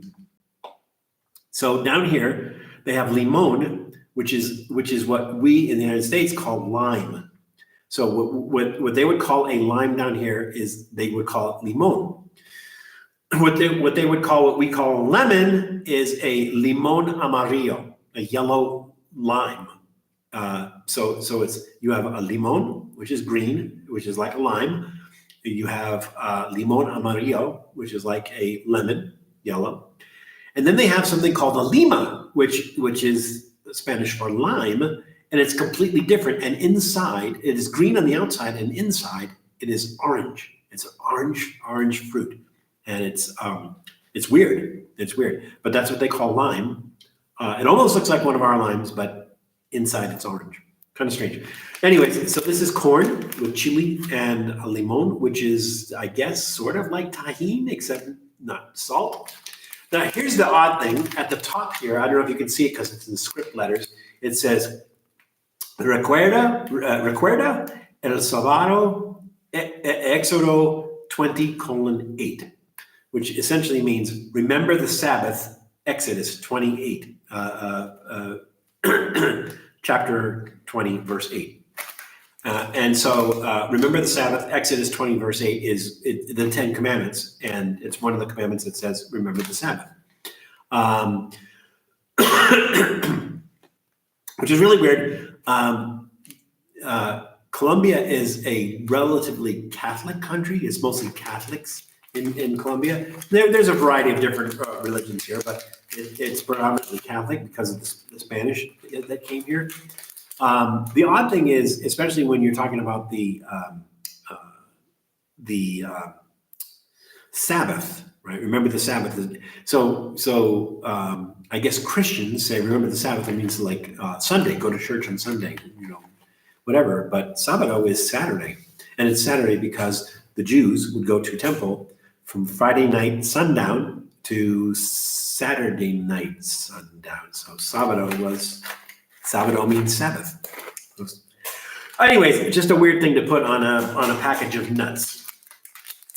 All right, so since these are nuts, what ancient snack, and I'm calling it an ancient snack because it predates this, but what ancient snack created by Albert Holloway in Oakland, California in 1936 is known as concha in Peru, chupi in Ecuador, quicones in Spain, and cornic in the Philippines? What snack? It was created by Albert Holloway in Oakland, California in 1936, but it's much, much older than that. It's ancient. It is known as concha in Peru, chupi in Ecuador, quicones in Spain, and cornic in the Philippines. Let's try these. Like spicy corn nuts. Eli's here. What did you miss? You missed 6 snacks and a soft drink and a beer. But thankfully, we do group melange today. Speaking of beer, oh yeah. You missed Val will make pizza cake. Val will make pizza cake. You're absolutely right.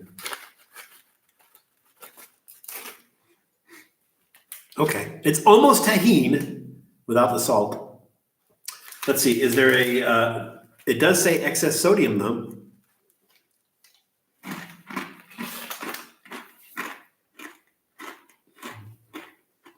Janice? Julie, anybody?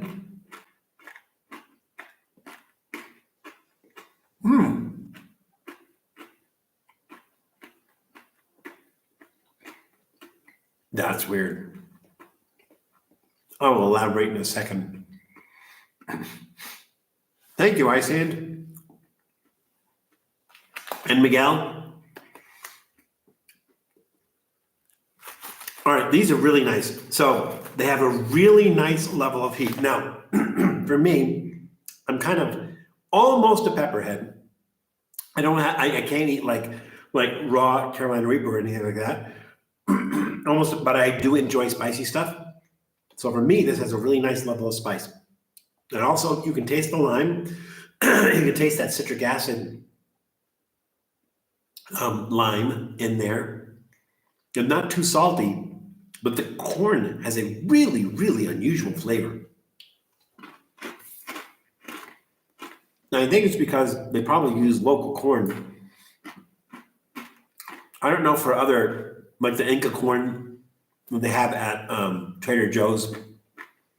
I don't know if they use the same flavor corn, but this corn is like really different.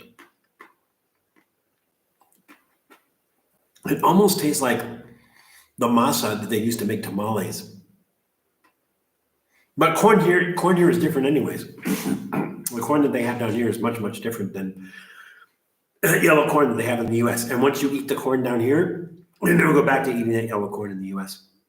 When I need to kick sodium, my foot is huge. I never really got into putting salt on food. So for me, it's just like if I'm eating foods that have high in sodium, everything, that's when it becomes problematic. I just don't like really salty stuff. The thing is, I went on this diet, well, it was about maybe 40 years ago. 30 or 40 years ago. I went on this diet. Somebody said, hey, just don't eat anything white.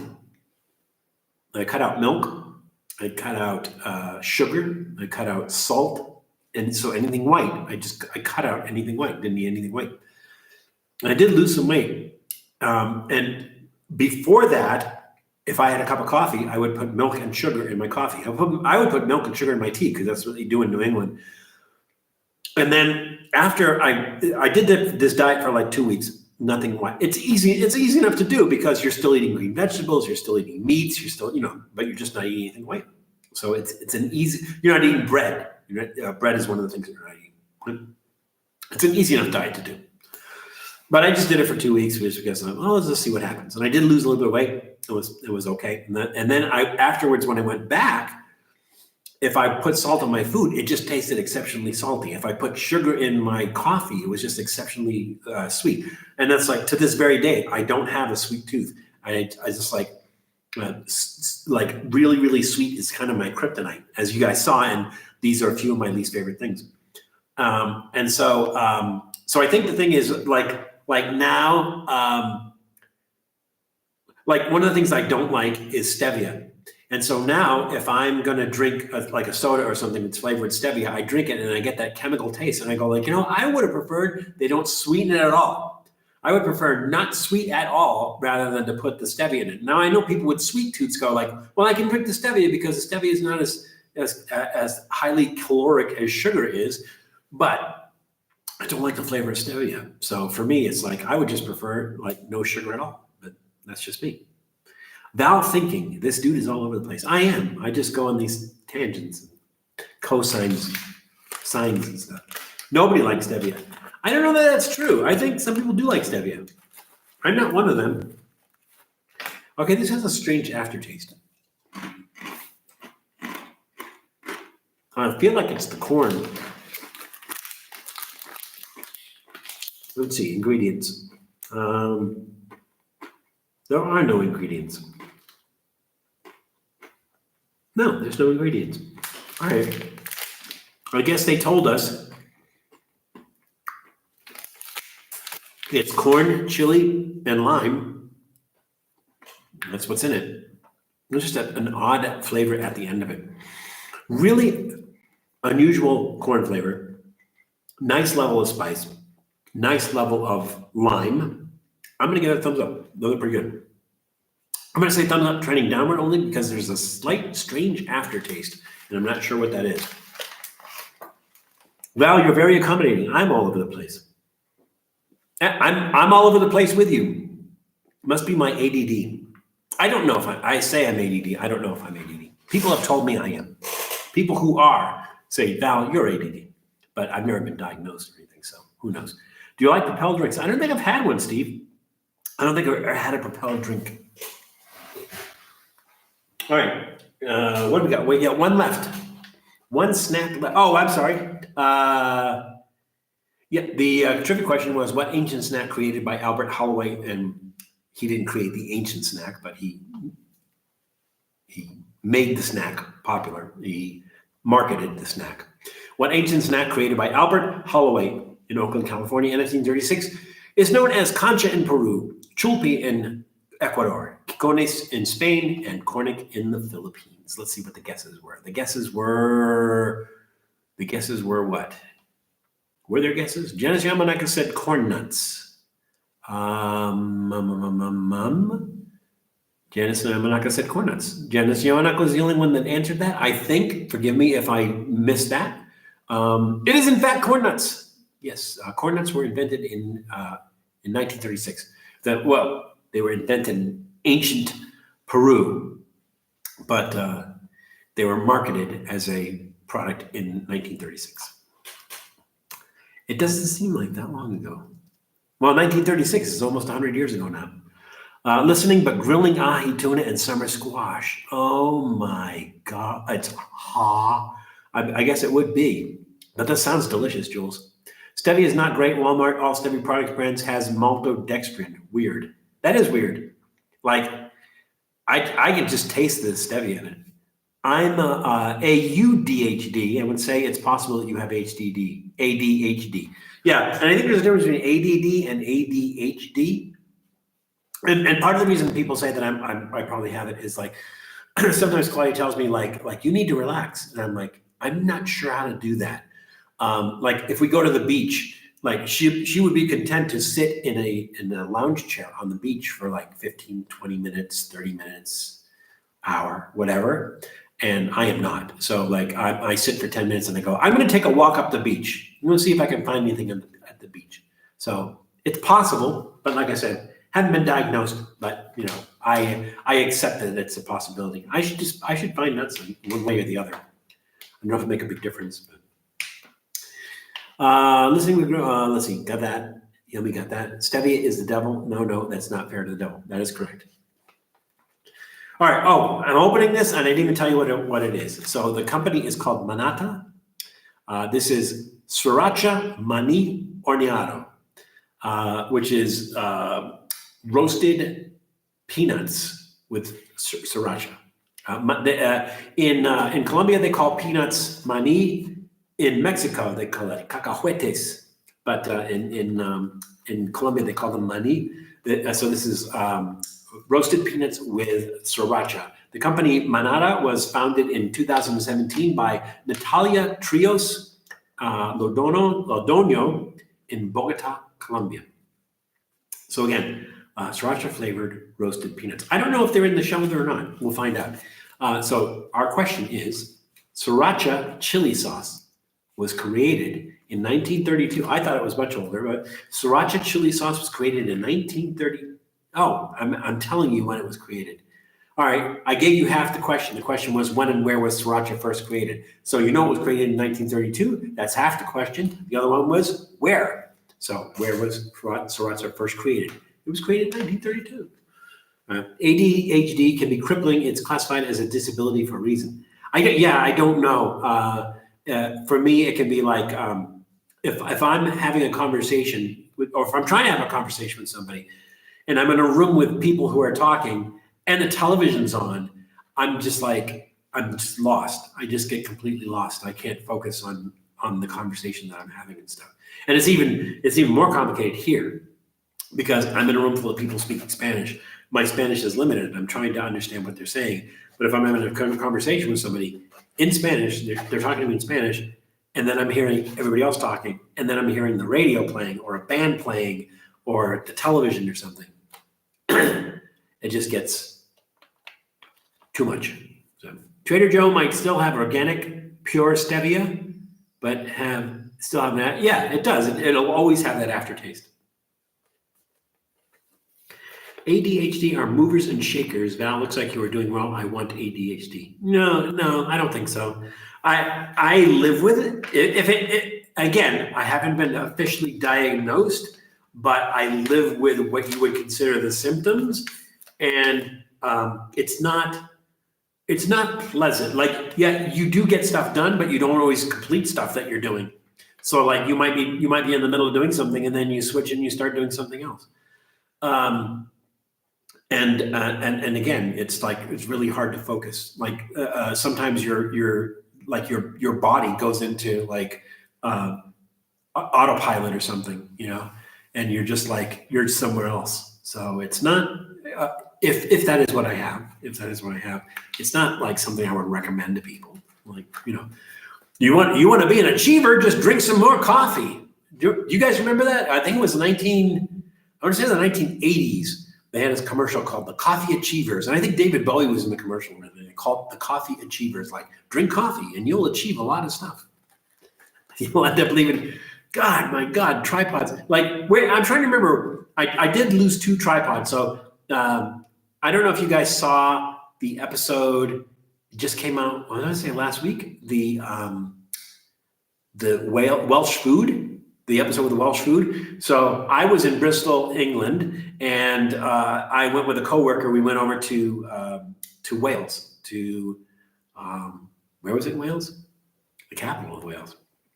We went over to Wales to get Welsh food. So before we went to the place to get Welsh food, we stopped in a coffee shop. I brought my tripod. I brought everything with me. We stopped at a coffee shop. Then from the coffee shop, we went to the castle, where the castle was closing. So we just saw the outside of the castle. And then we went and we got the Welsh food, which is what we wanted to do.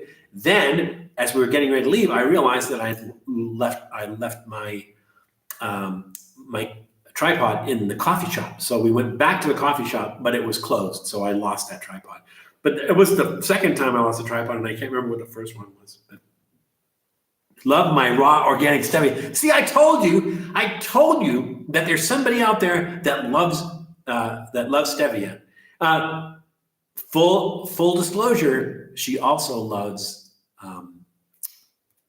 what's that thing that everybody hates? Well, not everybody hates, half the people hate it. Cilantro. She also loves cilantro. She will go into a restaurant. We're talking about Claudia. Claudia Esguerra, who's there right now. Hi, BG. How you doing? Claudia will, she'll get a salad and she'll say, I'm going to have the cilantro salad with the cilantro dressing. And can you cut up some cilantro and put that on the side for me? That's how much she likes cilantro. I don't know that she loves stevia that much, where she says, can I have extra stevia and stevia on the side? But she does love, yeah, whatever. Is OCD, ADHD on different? Completely different. I've known people who were OCD, and it's completely different than ADHD.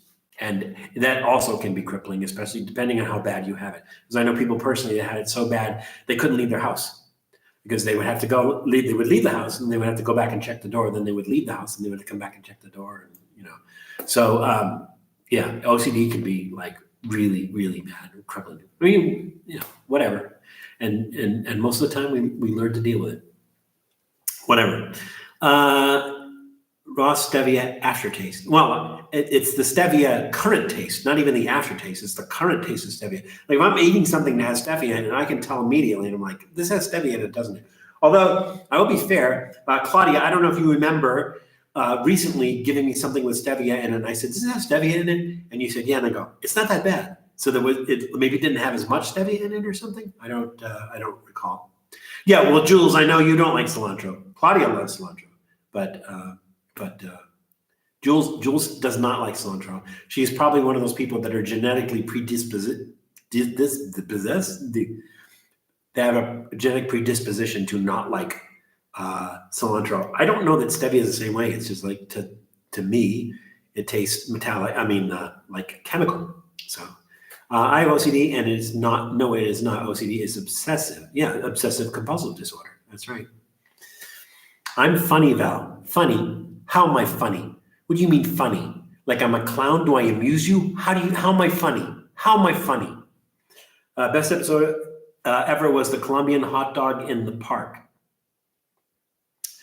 So it wasn't actually in the park. It was. Claudia, was that Septima, that street, the big street that everybody goes on in Bogota? Is that Septima? Am I getting that right? We had started at the Colpatria Tower, which at the time was the tallest building. I think it was the tallest building in South America at the time. We started there, and then we walked up to like where the Museo de Oro and all the churches, the old churches are, and then it was on that street where they had the hot dog vendors, the super pedal hot dog vendors. So we did the Colombian episode. It was a fun episode. I did get something wrong in there, but I corrected it in the video afterwards. And then somebody was telling me they were focused on the guy going through the trash in the background. And I'm like, it's a guy going through they do that in every city in the world. People go through the trash. It's like, try to focus on the hot dog. I'd wear cilantro perfume or use cilantro soap, but it ruins the dish for me. Oh, okay. Do they make a cilantro perfume? If they do, Claudia's going to want some. Oh no, Joe, no. I'm not sure which Joe we were referring to, or maybe that's just a saying. All right. I opened these. We didn't get to eat them yet. Let's do that now. Okay, they do look like roasted peanuts.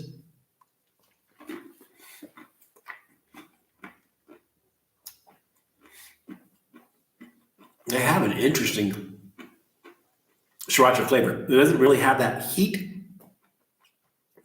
but it does have that flavor, that pepper flavor. Well, Jules, if Claudia hasn't complained yet, ooh, the heat sneaks up on you. The heat sneaks up on you. There it is. There's the heat.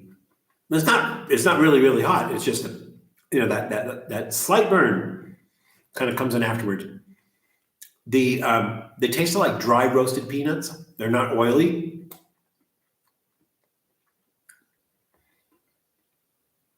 Those are nice. Those are really nice. Nice peanut flavor, but very, very dry, like that dry, like if you've ever had Planters dry roasted peanuts, it's kind of that flavor. Then there's a subtle, you first get that sriracha pepper flavor, and then the heat comes in afterwards, but it's not a crazy heat and everything is really mild. Those are pretty good. I'm gonna go ahead and give those a thumbs up. Don't forget to answer the question. I hear you chewing. Oh, the question, yes. When and where was sriracha first created? I did tell you when, so we were just stuck with the where. Let's see. Okay, Julie said Thailand. Janice was more specific. She said sriracha, Thailand, in 1932. She put the year there. That's always nice. Let's see. Anybody else? I don't know. Did I miss the Dude of Darkness? Yeah, he was here a couple of times. The door's closed, so he's not. I know he's not outside, but maybe we can get him back in. Let's see if we can get him back in. Doodle, come here, Doodle. Doodle. Doodle. Doodle. Let's give him a minute. Hey, where's Trippy Food East? At Trippy Food East. She is not in the bunker where we usually broadcast, which is 1 mile below the State Street station on the Orange Line in Boston. So answering the question, I think everybody was correct. Sriracha chili sauce was created in 1932 by Laor Suwan Prasop. Laor Suwan Saprop in Sriracha, Thailand. So you're all correct. I'm sweating my eyes out. Why? Because Eli said something about missing the Dude of Darkness. Oh, where's Trippy Food East? Yes, sweltering. All right, we do have, there's 4 minutes left, but we can go a little bit over because I think we have enough time to do Goop Melange. All right, so let's put in some of those sriracha peanuts and some of the sriracha, wait, these are sriracha peanuts. Those are the chili and lime peanuts. The chili and lime corn, the sriracha peanuts, got those in there. The arrowroot biscuits. Everything's already kind of bite-sized. What's really gonna mess this up? That tuna. Let's see. Rosquillas. I hope these break apart okay. Yeah, there we go.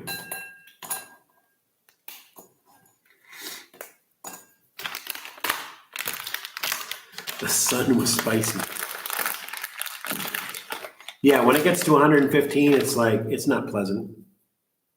Put beer in there too and top it off with one piece of Doodle's food. I gotta tell you, that crunchy cookie is actually pretty good. I don't want Doodle to get mad at me though.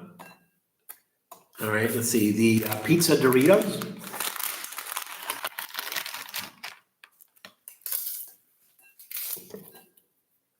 Those break apart really nice.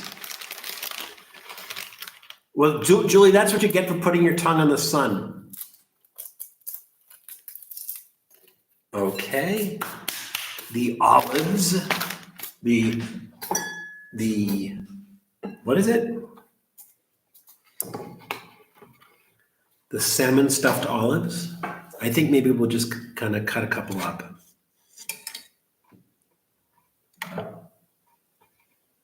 They're rolling off the cutting board here. I think we just need a couple. Let's see. Do I have a sharp knife? I do. Well, I was afraid my voice wasn't going to hold out, and while I am still a little bit snotty, I was able to do it. So I'm kind of pleased at that. That's a good. I heard this. It sounded like doodle yipping, and it was actually the cutting board squeaking as I was cutting the olives. You hear that? That squeak? I just burned my hand because I tried to flip the squash on the grill with my fingers like an idiot. Didn't you do that with something else while I was there last time, Jules? Didn't you do that? You reached in and you tried to flip something? Dude is the executive producer. He is.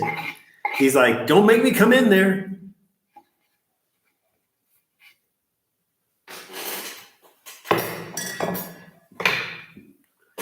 All right, and the tuna. This is going to be fun. The tuna. I'm not looking forward to this because it's like so soupy. But goût mélange is goût mélange. You don't make the rules here. And this one's going to be tough. I guess I could cut this one up. This is the Blackberry, what is it? The Blackberry Yakon caramel, which is not caramel. This should be fun.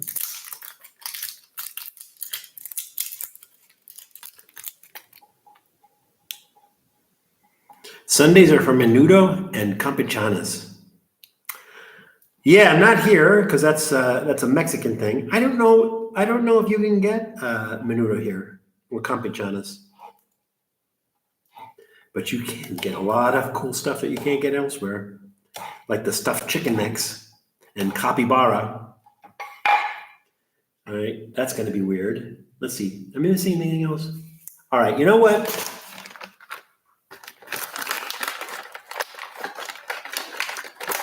Why not? These are good. Oh, they break apart really nice too. Not like milk bones.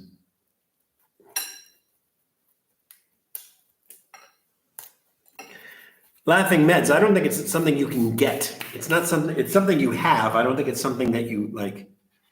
That comes and goes. It's like it's a condition.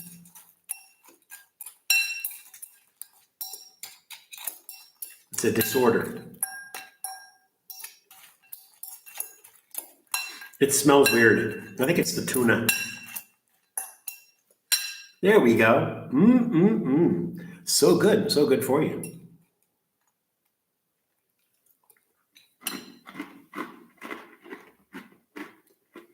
We got tuna right off the bat. Dude doesn't stash, Eli. Dude devours.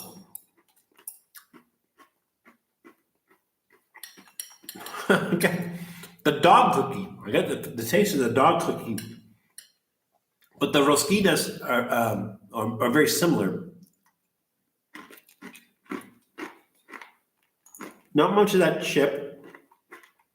Not much of the arrowroot biscuits. They don't add much flavor to that. I'm getting the vegetables and the tuna. The tuna's kind of mellow.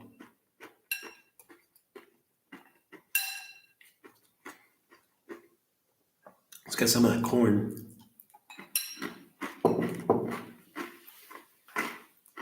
Now, you would think that with the tuna in there, it'd be kind of moist, but some of that stuff in there is dry and it just stays dry. There's nothing overly offensive about that.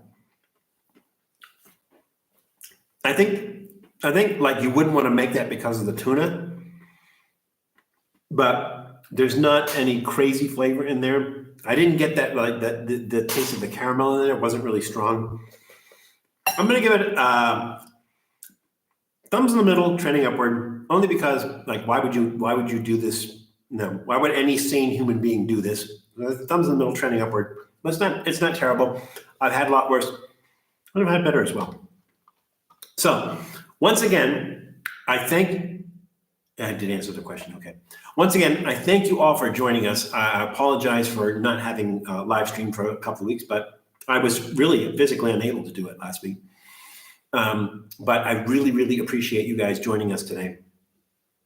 And I appreciate you joining us all the time. So we're going to be in Colombia for a while. So we're going to be doing some fun stuff, some filming some more episodes, and most likely some more live streams from. I wasn't even sure it was going to work logistically, but it does work. And so we'll bring you some fun stuff. And I look forward. We had a couple of new people coming in the room, so welcome. And we had some of our old friends, Janice, who was here from the very beginning here. So. Be sure to check out the other channels that we recommend. So like Janice's channel, Nashi's, Tom, old guy in Colorado, great channels. And we would not recommend them to you if we didn't think you would enjoy them. If you want to know where those channels are, if you go to our main YouTube channel and scroll down to featured channels, they're all in there. Some of them don't even put out videos anymore. Some of them are like on the cusp, like Main Event Pong. Main Event Pong is going to be coming out with another channel in which they're going to be doing movie reviews, and he may or may not call it the same thing. I don't know. So we're going to see him come back, and we'll see how that channel is. But a lot of our friends, a lot of the people you know very well are on there. And so if you enjoy them, and I think you will, and which is why we recommend them to you, then please, by all means, subscribe. Like the videos, leave comments, because it's really, really helpful to them. And if you enjoy our channel, if you enjoy Trippy Food and you have not subscribed yet, what are you waiting for? So go ahead and subscribe. I want to thank you all for doing that. For you guys are responsible for bringing us to 6,000 subscribers. Couldn't have done it without you guys. And so I thank you guys very much. You hear me say what a great community this is, and I don't say that lightly. It's not something I'm just saying to say and everything. I actually mean that. It is a great, great community. I think in the history of this channel, I think we only need to ban one person who was a troll. You guys all understand what we do. Everyone knows each other. Everybody's very welcoming of new people and everything, and it is a great. There's a great community, and I love interacting with you guys. So I hope we'll just keep on doing this till we can't do it anymore. I don't care if we don't get paid, whatever. I don't care. I love doing this. I love doing this with you, and I thank you guys so much for being a part of this. So hopefully we will see you next week. We will certainly have other episodes out between now and next week. So be sure to check those out.